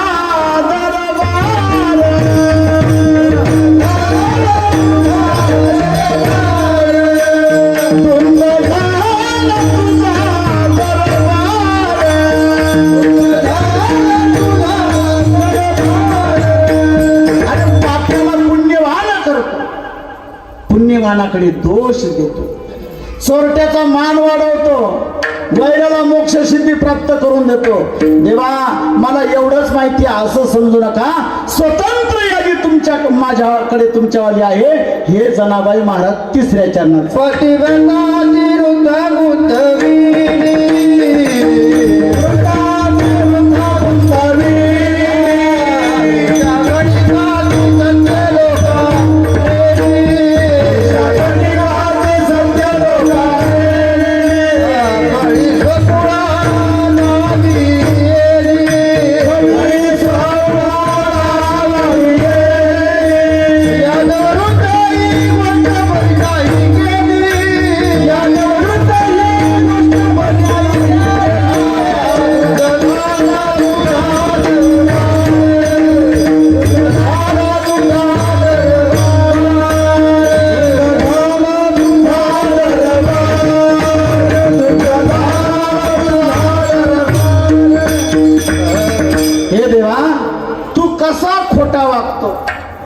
सांगू तुला. पतिव्रता ती वृथा गुंतविली. या लोकामध्ये 5 महान पतिव्रता आहे. अहिल्या, द्रौपदी, सीता, तारा, मंदोदरी तथा पंचकन्या स्मरे नित्यम महापातकनाशनम. या 5 महान पतिव्रता आहे. नित्याने रोज या महान 5 पतिव्रतांचं नाव घेत चला, तुम्ही मोक्ष पदापर्यंत पोहोचू शकता. इतकी शक्ती ह्या पतिव्रतांमध्ये. वास्तविक जनाबाई महाराज म्हणतात, देवा सांगा बरं, ह्या पतिव्रता आहे ठरवलं कोणी? तू ठरवलं पतिव्रता आहे. वास्तविक पतिव्रतेमध्ये जर पाहिला तर दोष आहे, पण देवाने सांगितलं त्या पतिव्रता आहे. बघा या श्लोकाचं चिंतन इतकं गोड आहे. अहिल्या आपल्याकडे होती बरं का, लक्षात ठेवा. ती अहिल्या आपल्याकडे होती. कुठे? त्र्यंबकेश्वराला आणि त्या आईल्यामुळेच आपल्याकडे गोदावरी वाहते. बरं का लक्षात ठेवा, ही गोदावरी त्या आईल्याची कृपा आहे आपल्यावरती. पण बघा तुम्ही देवाने सांगितले पतिव्रत आहे आणि पतिव्रते पाहिला तर दोष आहे. आईल्याला डागवलं कोणी? इंद्राने. याचा अर्थ तिला डाग लागला की नाही? पण देवाने सांगितलं नाही, ती महान पतिव्रत आहे. अहिल्या द्रौपदी पतिव्रत आहे असं म्हणतात. द्रौपदी पतिव्रत आहे. आता मी तुम्हाला विचारतो, मला एक सांगा, एका पतीची बायको पतिव्रता का 5 पतीची? द्रौपदीला पती किती आहे? देवानं सांगितलं ती महान पतिव्रत आहे. का? आता थोडक्यात सांगतो का, माझ्याकडे वेळ नाही. 2 महिने 12 दिवस प्रत्येकाच्या वाट्याला आलेले होते. 2 महिने 12 दिवस प्रत्येकाच्या वाट्याला. धर्माचा गर्भ ज्यावेळेस द्रौपदीला राहिला, धर्माकडून आता तिला भीमाकडे जायचंय. मग या विचार ठरेल ना, जर भीमाकडे गेली तर ती. पण धर्माचाच गर्भ धर्माच्या मस्तकामध्ये नेऊन ठेवण्याची शक्ती तिच्यामध्ये होती. आणि अग्नी करायचा, अग्नी पेटवायचा आणि त्या अग्नीतून ती पलीकडे निघून जायची. महाराज पण बघा, पतिव्रतेमध्ये दोष आहे. पण देवानं सांगितलंय कोण आहे? या पतिव्रत आहे. अहिल्या, द्रौपदी. वास्तविक मला असं वाटतं ज्या पतिव्रतांची नावं यादीत यायला पाहिजे होती त्यांची आली नाही. मला सांगा, रामप्रभूची पत्नी सीता ही पतिव्रत आहे, काय हरकत नाही. पण ती पतीच्या बरोबर आहे, पतीच्या बरोबर आहे. पण 14 वर्ष पती वनवासाला निघाले, स्वयंपाक तयारी भोजन करून जा म्हणणारी उर्मिला. पती तसाच गेला. आणि ज्याप्रमाणे लक्ष्मण म्हणजे 14 वर्ष उपवासी होते, त्याचप्रमाणे उर्मिला सुद्धा 14 वर्ष उपवासी होती अयोध्येमध्ये. का तुम्ही तिला आता पतिव्रता म्हणणार नाही का? पण देवानं सांगितलं नाही, सीता पतिव्रता. तारा पतिव्रता. तारा बायको कोणाची? ती तारामती होती. ती तारामती होती. तारा बायको कोणाची? वालीची. तारा बायको कोणाची? वालीची. राहिली कोणाच्या घरात? सुग्रीवाच्या. मग एकाची बायको दुसऱ्याच्या घरात राहिली तर पतिव्रता ठरते का? पण देवानं सांगितलं अरे ती पतिव्रता आहे. वास्तविक मला एक सांगा, जालिंदर नावाच्या दैत्याची पत्नी वृंदा रोज महिला तिचं पूजन करतात तुळशीच्या रूपाने.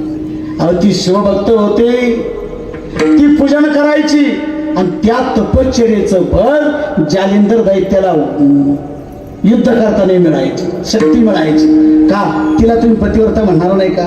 मग ज्या पतिव्रतांची नावं यादीत यायला पाहिजे ती त्यांची आली नाही. देवानं सांगितलं या पतिव्रता वृंद झाला तुझा दरबार,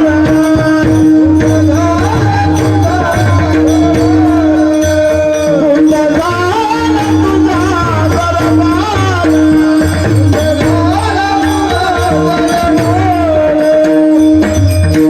पतिव्रता ती वृथा गुंतविली, वेश्या गणिका ती सत्य लोकानेली. वास्तविक गणिका नावाची वेश्या, सांगा ना देवा, काय केलं तिनं? आयुष्यभर लोकांचं वाईटच केलं तिने, निंदनीयच कर्म केलं. वेश्या होती ती. पण जोपर्यंत तारुण्य होतं तोपर्यंत भोग भोगले. म्हातारी झाली आणि गावकऱ्याने तिला वालीत टाकून दिलं, वालीत टाकून दिलं. पण आयुष्यभर लोकांचं मन रमवण्याकरता तिने एक पोपट पाळला होता आणि त्या पोपटाचं नाव होतं राघव. काय नाव होतं त्याचं? राघव. वयोवृद्ध झाली, मी आता काही दिवसांनी मरणार आहे. आणि ती म्हणे ज्याने आयुष्यभर लोकांचं मन रमवलं, या पोपटाचं काय होईल? राघवाचं कसं होईल? राघवाचं कसं होईल? राघवाचं कसं होईल? राघव राघव राघव तुकोबाराय म्हणतात, अंतकाली ज्याच्या नावाले मुखा तुका म्हणे सुका पार नाही. महाराज मनातील तिला पतिव्रता ठरवतो आणि गणिका नावाच्या वेशेचा तो उद्धार करतो. म्हणून तर म्हणते धुंद झाला तुझा दरबार. पतिव्रता ती वृथा गंतविली, वेशा गणिका ती सत्य लोकाने. तेव्हा तू काय केलं? अरे तुझ्या कुळाचं तरी तो काय चांगलं केलं देवा? स्वतःच्या कुळाचा नाश देवा तू स्वतः केला. पांडवांचा कैवार घेतला आणि कौरवांना मारलं. परिणाम काय झाला? दर्शना करता गेला गांधारीच्या. हाताचा स्पर्श झाला पायाला. कोण? आत्या मी कृष्ण आहे. का रे कृष्णा? सांग बरं, ज्याप्रमाणे तू पांडवांना सहकार्य केलं असं सहकार्य जर तू माझ्या मुलांना केलं असतं तर कृष्णा सांग बरं, माझा एक तरी मुलगा मेला असता का? तू कपटी आहे. माझ्या देखत माझे 100 पुत्र मेले. पण कृष्णा मी तुझ्या कुळाला शाप देते, जसं माझ्या देखत एकही माझं राहिलं नाही तसं तुझ्या सुद्धा घरामध्ये तुझ्या देखत सगळे जातील, एक राहणार. हा गांधारी मातेनं दिलेला शाप आहे भगवान कृष्णाच्या कुळाला. देवाने ठरवलं आत्याचा शाप खरा करण्याकरता त्या द्वारकेतून ऋषी मुनी साधू संत सगळे बाहेर काढून गेले. देवाचे सगळेच लग्न काही स्त्रियांबरोबर झाले नाही बरं का. एक जांबवंताची मुलगी जांबवंती, तिच्यापासून भगवान परमात्माला एक मुलगा झाला. त्या मुलाचं नाव होतं साम. काय झालं सांभाला? पाली बाबा साडी नेसवली. साडी त्याला सांभाला साडी नेसवली आणि पोटावर चिंध्या बांधल्यानं गरोदर स्त्रीचं त्याला काय दिलं? रूप दिलं. आणि वृद्ध प्रथम खेळत होते. खेळता खेळता ऋषी महाराज दिसले. जाऊन विचारलं, सांगा महाराज, दूर अंतरावर ही जी महिला दिसते ना, ही गरोदर आहे, मग तिला मुलगा होईल का मुलगी? मुलगा होईल का? कोण होता तो? साम येतो. आता नाथबाबांची पूर्वी आठवण. नाथबाबांचं मला वाटतं बाळकडेमध्ये रासकडेमध्ये आलेले उभे नाथबाबांच्या. नाथबाबा म्हणतात पुरुषाने चेष्टेने का होईना पण साडी नेसायची नाही. हा, पुरुषाने चेष्टेने का होईना पण साडी नाही नेसायची. जो पुरुष चेष्टेने का होईना पण साडी नेसतो त्याचं काय होतं तर नाथबाबा म्हणतात बाईलेच्या वेशे नाचतील पोंगडे आणि ते होती जगे सप्तजन्म. जो कोणी बायांचा वेश घेतो चेष्टेने का होईना पण साडी नेसतो ना, त्याला पुढचे 7 जन्म त्याला स्त्रियांचे घ्यावा लागतो. बाईलेच्या वेशे नाचतील पोंगडे ते होती जगे सप्तजन्म. मला त्या अनिरुद्धाने प्रधानाने पळत जाऊन सांगितलं, सांगा महाराज त्या महिलाला काय रे? म्हणे तिला मुलगा होणार नाही, मुलगी होणार नाही, मग मुसळ होईल मुसळ. ते पळत गेले, सांगितलं थांबा, साडी ऋषीने शाप दिला, तुला मुसळ होईल. गाईने साडी सोडली, तेवढ्यात मुसळ खाली. महाराज त्या मुसळानं सर्व यादव कुळाचा नाश केला. यादव कुळ संपून टाकलं त्या मुसळा. ते म्हणजे घरी माहिती झालं आपल्याला दंड करते. खूप कुठलं त्याचं पीठ तयार केलं. ते बालुका नावाचं तीर्थ आहे गुजरातमध्ये, तुम्ही जाता तिथं ते टाकून दिलं, लोहाची बेट तयार झाली. त्या मुसळामध्ये लोखंडाचा तुकडा निघाला असं म्हणतात. खूप कुटण्याचा प्रयत्न केला, कुठला नाही, तो समुद्रामध्ये जाऊन फेकून दिला. एका व्याधाने जाळं टाकलं होतं. त्या जाळ्यात तो मासा असतो, त्या माशानं पाहिलं काहीतरी बक्षे, त्यांना गिळला. तो मासा त्या जाळ्यात सापडला धिवाराच्या. तोच मासा त्यांना बाजारामध्ये विक्री करण्याकरता नेला.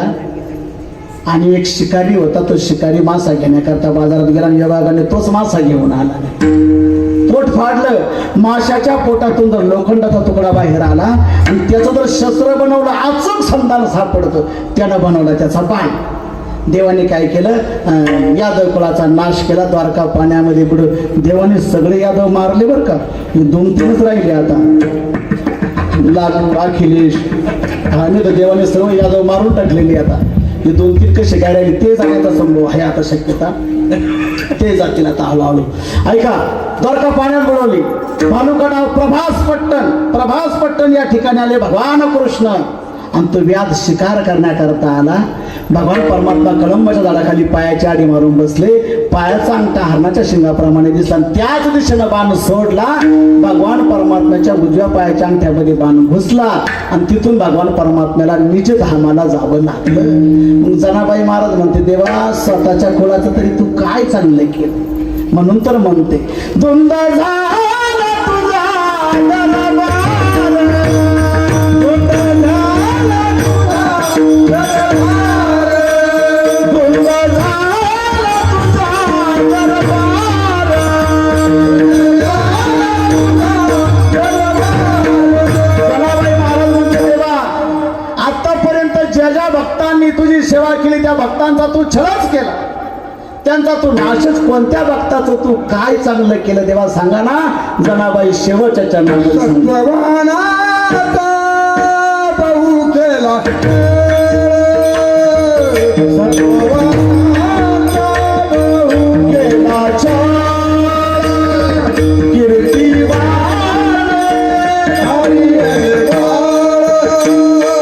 कीर्तिवानाचे हरी बाळ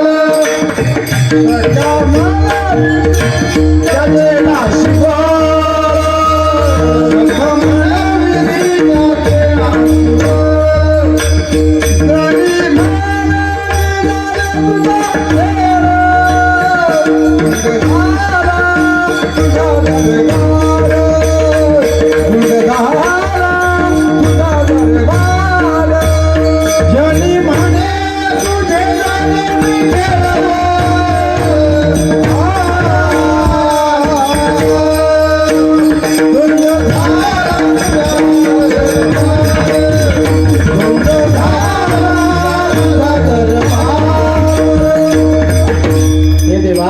त्याचे दरबारामध्ये कसा अन्याय चालतो सांगू तुला.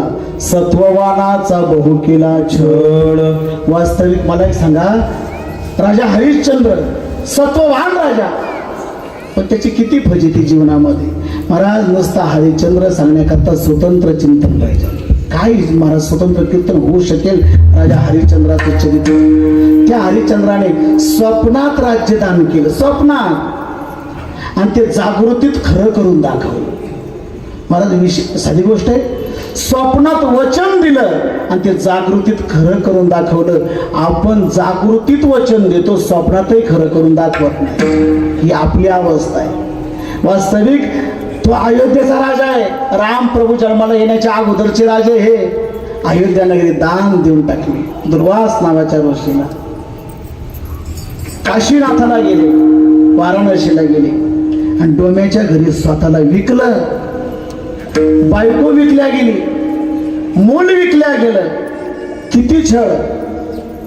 प्रेत पेटवायचे, की राख गंगेमध्ये नेऊन टाकायची, हे कर्म करू लागले. जनाबाई महाराज म्हणते, सांगा ना देवा त्या हरिश्चंद्राचं तुम्ही काय चांगलं केलं. सत्ववानाचा बहु केला छळ कीर्तिवानाचे मारिले बाळ. एवढा एक दृष्टांत सांगतो म्हणजे शिवा संपवतो. कीर्तिवानाचे मारिले बाळ श्रीयाळ राजा, आणि त्याच्या पत्नीचं नाव काय आहे, चांगुना. चिल्ल्या नावाचा एक मुलगा. कैलासामध्ये एक दिवस पार्वती मातेने विचारलं, देवा सांगा बरं.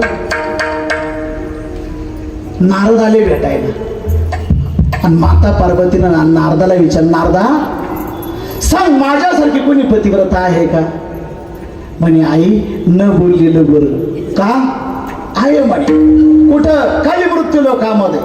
कोण आहे, श्रीयाळ राजाची पत्नी चांगुना, ही महान पतिव्रता आहे. नारदा तुला एक सांगू का, माझ्यासारखं कोणी पतिव्रता नसावं. स्त्रीच्या पुढे स्त्रीचं वर्णन केलं की मत्सर जागृत होत असतो. कोणत्या स्त्रीचा तो स्वभाव आहे. कोणत्या स्त्रीच्या पुढे तुम्ही दुसऱ्या स्त्रीचं वर्णन करा, मत्सर जागृत होतो. माझ्यापेक्षा ती महान पतिव्रता, हो हो महान पतिव्रता आहे. माझ्यापेक्षा जास्त महान पतिव्रता ती नसावी. घरी आली, भगवान शंकरला विचारलं, सांगा देवा सिंह राजाची पत्नी महान पतिव्रता आहे. हो हो महान पतिव्रता आहे. देवा तिचं सत्व हरण करा. देव जरी झाला तर तो सगुण साकार झाला ना, त्याला बायकोचं ऐकावं लागलं. तेव्हापासून माणसं बायकोचं नाही, तुम्हाला नाही म्हणलं बरं का, ते भगवान शंकरानं सांगितलं. तेव्हापासून माणसं बायकोचं ऐकायला लागली. देवा तिच्या सत्वाचं हरण करा. साधूचा वेश घेतला. भगवान शंकर खाली आले, भिक्षाम दे. चांगला बाहेर येते, माते मला भूक लागली, मला काहीतरी खाण्याकरता वाढा. साधूला कोरान्न द्यायचं असतं, कोरान्न कोरडा शिरा द्यायचा असतो. पण माते मला आता भूक लागली, भुकीची वेळ झाली, मला आता कोरडा शिरा नको, मला जेवणच वाढ. ती म्हणे काय भाग्य, आज साधू आपल्या घरी आले आणि इच्छा भोजनाची इच्छा करताय, मला इच्छा भोजन पाहिजे, नक्की भेटेल. ती म्हणे आपल्या मनाला काहीतरी करण्यापेक्षा सांगा महाराज तुम्हाला काय खाऊ वाटतं. तुम्हाला जे खाण्याची इच्छा असेल ते देते. आणि मग तो साधू सांगायला लागला, मला खाण्याची इच्छा आहे पण नर मांस, मी मांस खातो पण दुसरं तिसरं कोणाचं नाही, नर मांस पाहिजे मला, माणसाचं मांस पाहिजे. ती म्हणते साधू हा नर मांस खातो? ती म्हणे बाई तुला मुलं किती? म्हणे बाबा मला एकटाच मुलगा आहे. काय नाव आहे त्याचं? शिल्ल्या नाव आहे. बाई मला तुझ्या मुलाचं मांस खायचं. मला सांगा अशी कोणती आई असेल ज्या आईच्या देखत कुणीतरी म्हणतंय मला तुझ्या मुलाचं मांस खायचंय? पण लक्षात ठेवा, ती म्हणते तर इथं मोठा गण प्रश्न आहे. पण नाही म्हणावं, इनमुख गेली अतिथी मी सकळ सुकृताची संपत्ती. अरे अतिथी इनमुख गेला तर सर्व पुण्य घेऊन जाईल. श्रेया तो तिला खेळत होता तिथं तर जवळ आला, आई जर या साधूला माझं मांस खाण्याची इच्छा असेल ना तर मी प्राण द्यायला तयार. एक लक्षात ठेवावं, शुद्ध बीजा पोटी फळे रसाळ गोमाटी, फळे रसाळ गोमाटी, फळे रसाळ गोमाटी, शुद्ध बीजा पोटी फळे रसाळ गोमाटी, फळे रसाळ गोमाटी, फळे रसाळ गोमाटी. आई माझ्या मांसाचा उपयोग साधूच्या उदरनिर्वाह करता होत असेल तर हे आई माझ्या शरीर द्यायला मी तयार आहे. बाळा कसं दे आई. श्रेयाळ राजा त्या ठिकाणी आला. काय झालं? सगळी घटना सांगितली. कसं शक्य? ती म्हणते 9 महिने मी माझ्या गर्भामध्ये वाढवलं पण साधूची इच्छा आहे, साधूची इच्छा पूर्ण करायला पाहिजे. आई ठेव सुरी माझ्या मानेवर, मी आत्ताही प्राण द्यायला तयार. पण बाई ह्या मुलाचं शिर जे कापायचं ते तुझ्या हाताने कापायचं, याचे तुकडे तू करायचे, तू स्वतःच्या हातानं शिजवायचं आणि ते मला खाऊ घालायचं. तिनं उरावरती दगड ठेवून मला मोठं संकट आलं पण सत्व जाईल, पुण्य जाईल. तिनं ते सर्व कर्म केलं, स्वतःच मूल कापल्या गेलं, त्याला भांड्यात टाकण्यात आलं, त्याला शिजवण्यात आलं. बाई ताट तयार करा. लगेच ताट तयार केलं. बाई दुसरं ताट तयार करा. बाबा कोणा करता? यजमाना करता, घरातल्या मालका करता. तो श्रेयाळ राजा म्हणे माझ्याच मुलाचं मांस आणि मी खायचं कसं शक्य आहे? पण चांगुना म्हणते अहो माझं स्वतःच्या पोटचं बाळ असताना मी कापलं आणि शिजवलं, तुम्हाला तर फक्त खायचंय, तुम्हाला फक्त खायचंय. जड अंतकरणाने दुसरे ताट केलं. श्रेयाळ राजा बसलाय. बाई तिसरं ताट तयार करा.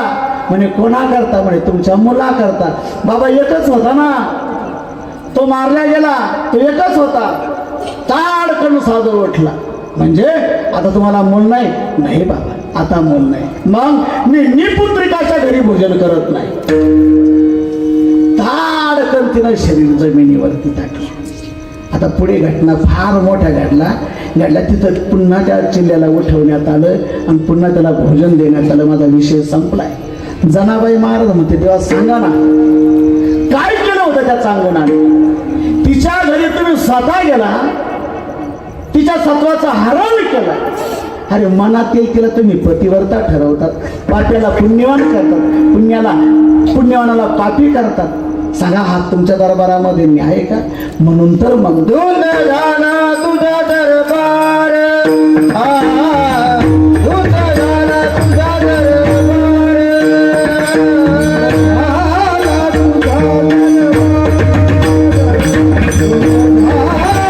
तुझा दरबार, धुंद झाला तुझा दरबार, धुंद झाला तुझा दरबार.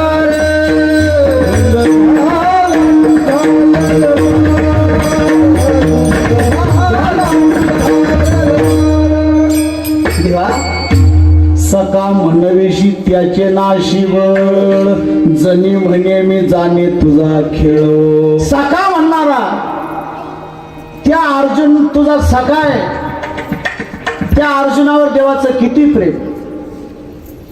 तेही प्राणा पुरवते, आवडते मज निरोते जे भक्तचरित्रा ते प्रशंसते. भगवान परमात्म्याचं भक्तावर इतकं प्रेम हा भगवान परमात्मा भक्ता करता वेळा सुद्धा होतो. वेळा सुद्धा सहज वेळा झाला वेळा झाला वेळा झाला वेळा झाला वेळा झाला वेळा झाला वेळा झाला लाजावला बाकीसी लाजावला बाकीसी वेळा झाला वेळा झाला वेळा झाला. हा भगवान परमात्मा भक्ता करता वेडा होतो. त्या अर्जुनाला तो किती तुझा सखा आहे पण त्याच्या बळाचा तू नाश केला, त्याला बलहीन केलं. समारंगणामध्ये आल्याच्या नंतर त्याला वाटलं युद्ध करणं पाप आहे, हे युद्ध करणं वाईट आहे. त्यानं स्वतःचं गांडीव धनुष्य टाकून दिलं. वास्तविक ज्ञानोबा श्रीमध्ये त्या युद्धांचं वर्णन करतात. एक एकाचे निमनो व्यापार हे सृष्टीच करी संहार हा कृपाचार्य न पुरे एक लाची.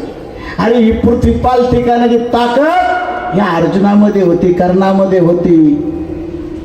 महान महानवीर होते महाराज, ते महान मानवीर.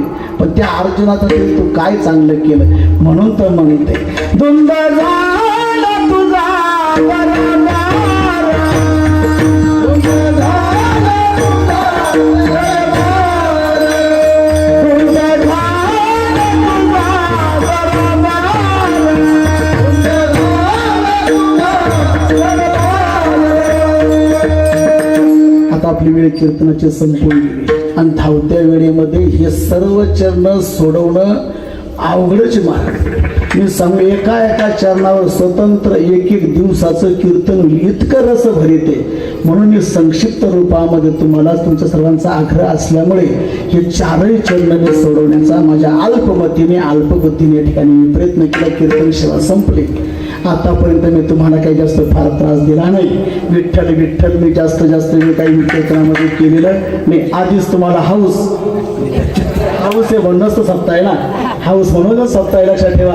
पण आता एकदा भगवान परमात्म्याच्या नामस्मरणामध्ये सामील व्हायला काय हरकत आहे का? सर्वांनी भगवान परमात्म्याच्या नामस्मरण वर हात नका करू, काय हरकत नाही. आधीच बसून थकले त्यात वर हात करायचे. ऐकायला फक्त तुम्ही नामस्मरण करा. विठोबा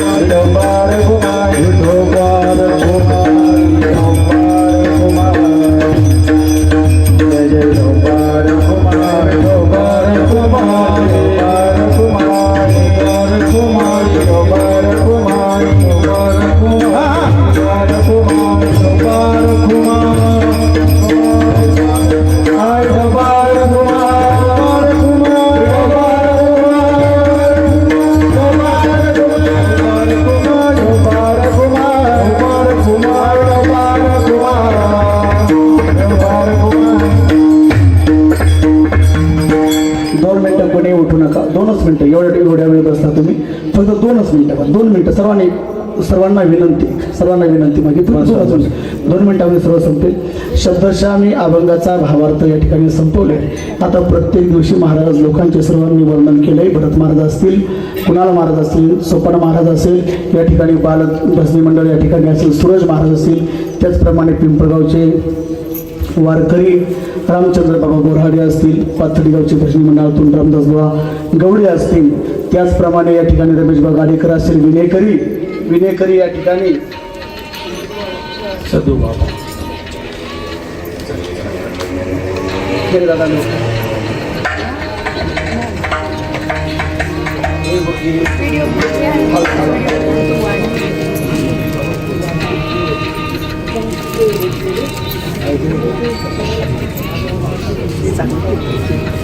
या ठिकाणी विनेकरी सदादादा असतील, या ठिकाणी तुकारामबा हुल्लोळे दिसायला सामान्य दिसतात. हे महिना वारकरी लक्षात ठेवा. महिना वारकरी तुम्हाला माहिती नसेल.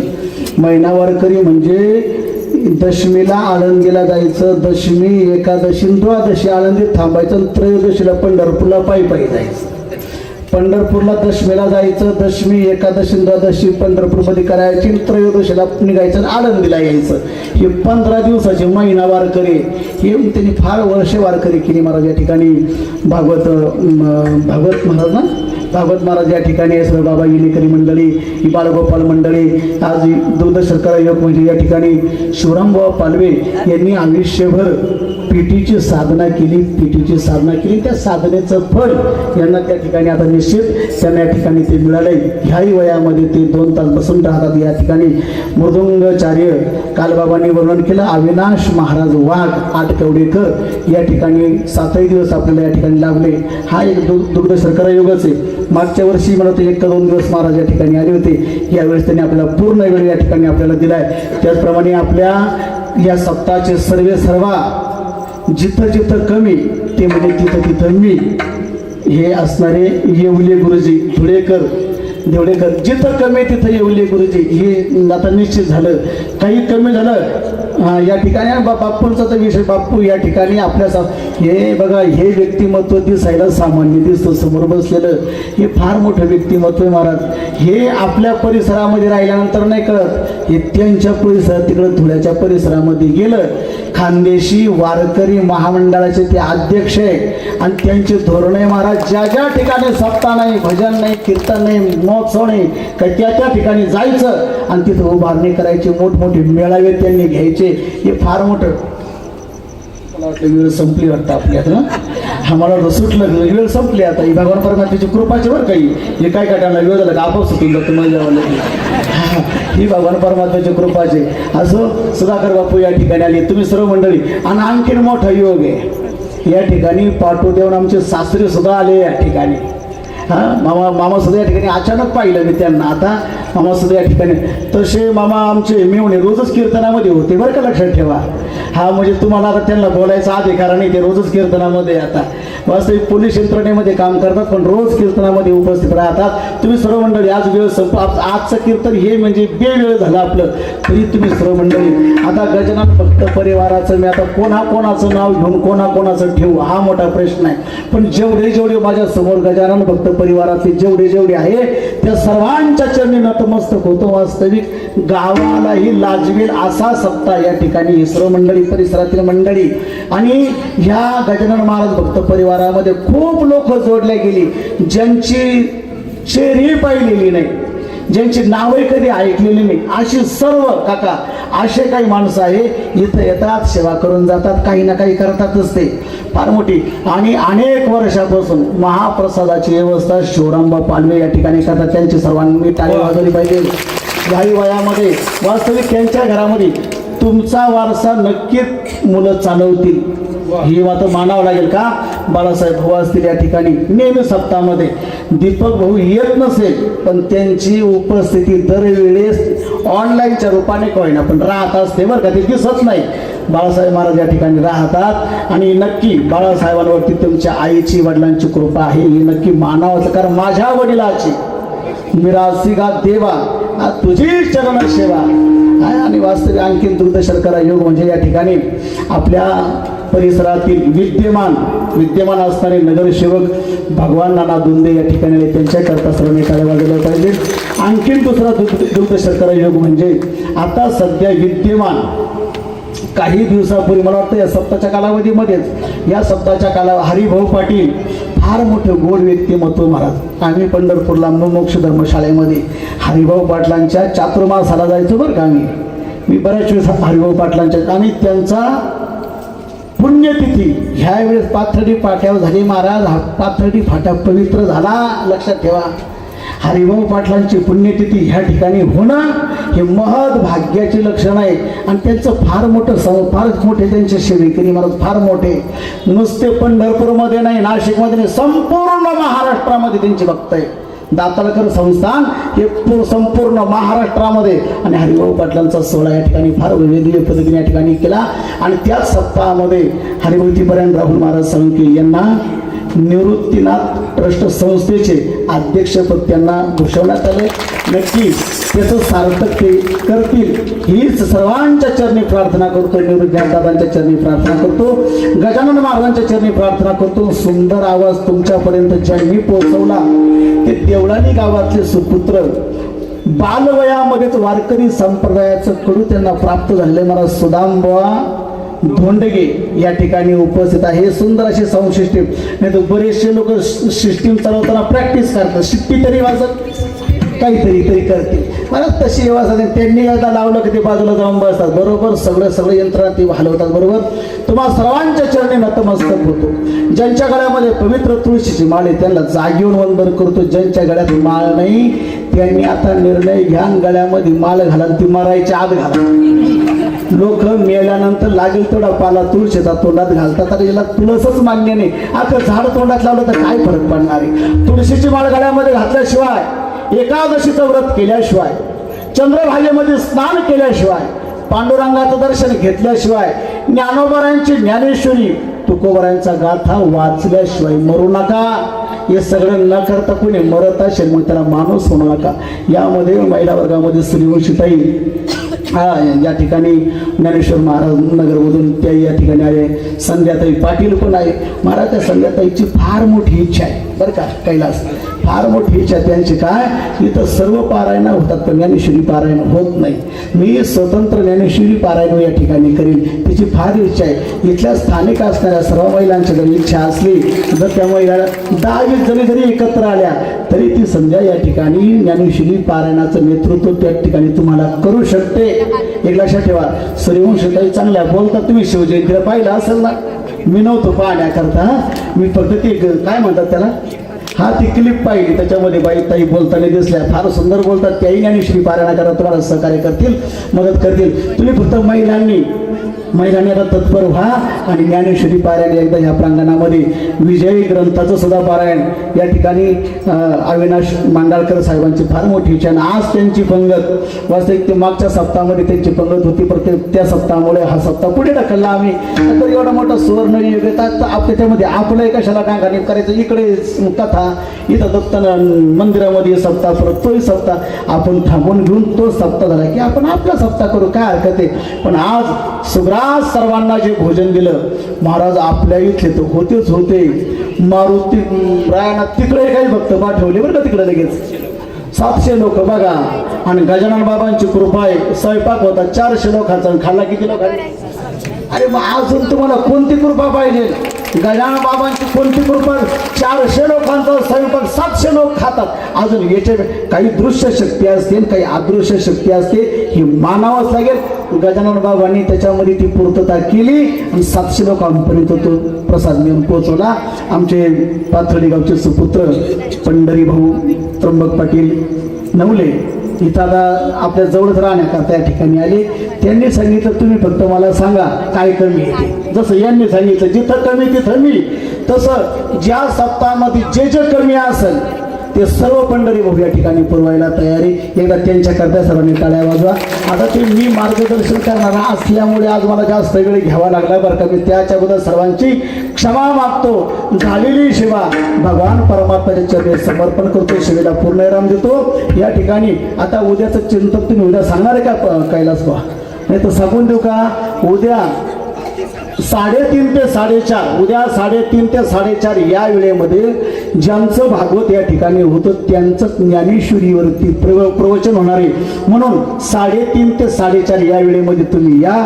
आणि महिलांना विनंती, उद्या आपल्या महाप्रसाद असल्यामुळं त्यांनी सर्व सामग्री तिथं समोर आणून ठेवली. मला नाही वाटत ते तांदूळ नेसायला लागतील, तरी पण महिलांनी इथं या, सकाळच्या वेळेस या. तुमच्या नाश्त्याची आम्ही व्यवस्था करू आणि फक्त इथं तांदूळ निवडण्याचं सहकार्य ज्या ज्या महिलांना शक्य असेल त्यांनी या.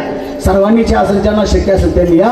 3:30 ते 4:30 या वेळेमध्ये प्रवचन होईल. आणि ठीक 5 ते 7 या वेळेमध्ये ख्यात नाम कीर्तनकार विश्वनाथ महाराज कोल्हे दिंडोरीकर, वास्तविक ते खानदेशचे पण दिंडोरीकर ते या ठिकाणी येणारे आणि सुस्रावे या ठिकाणी यांचं कीर्तन होणार आहे. त्याचप्रमाणे तुमच्या सोसायटीतले महाराजांचं काय नाव? देवसर काय?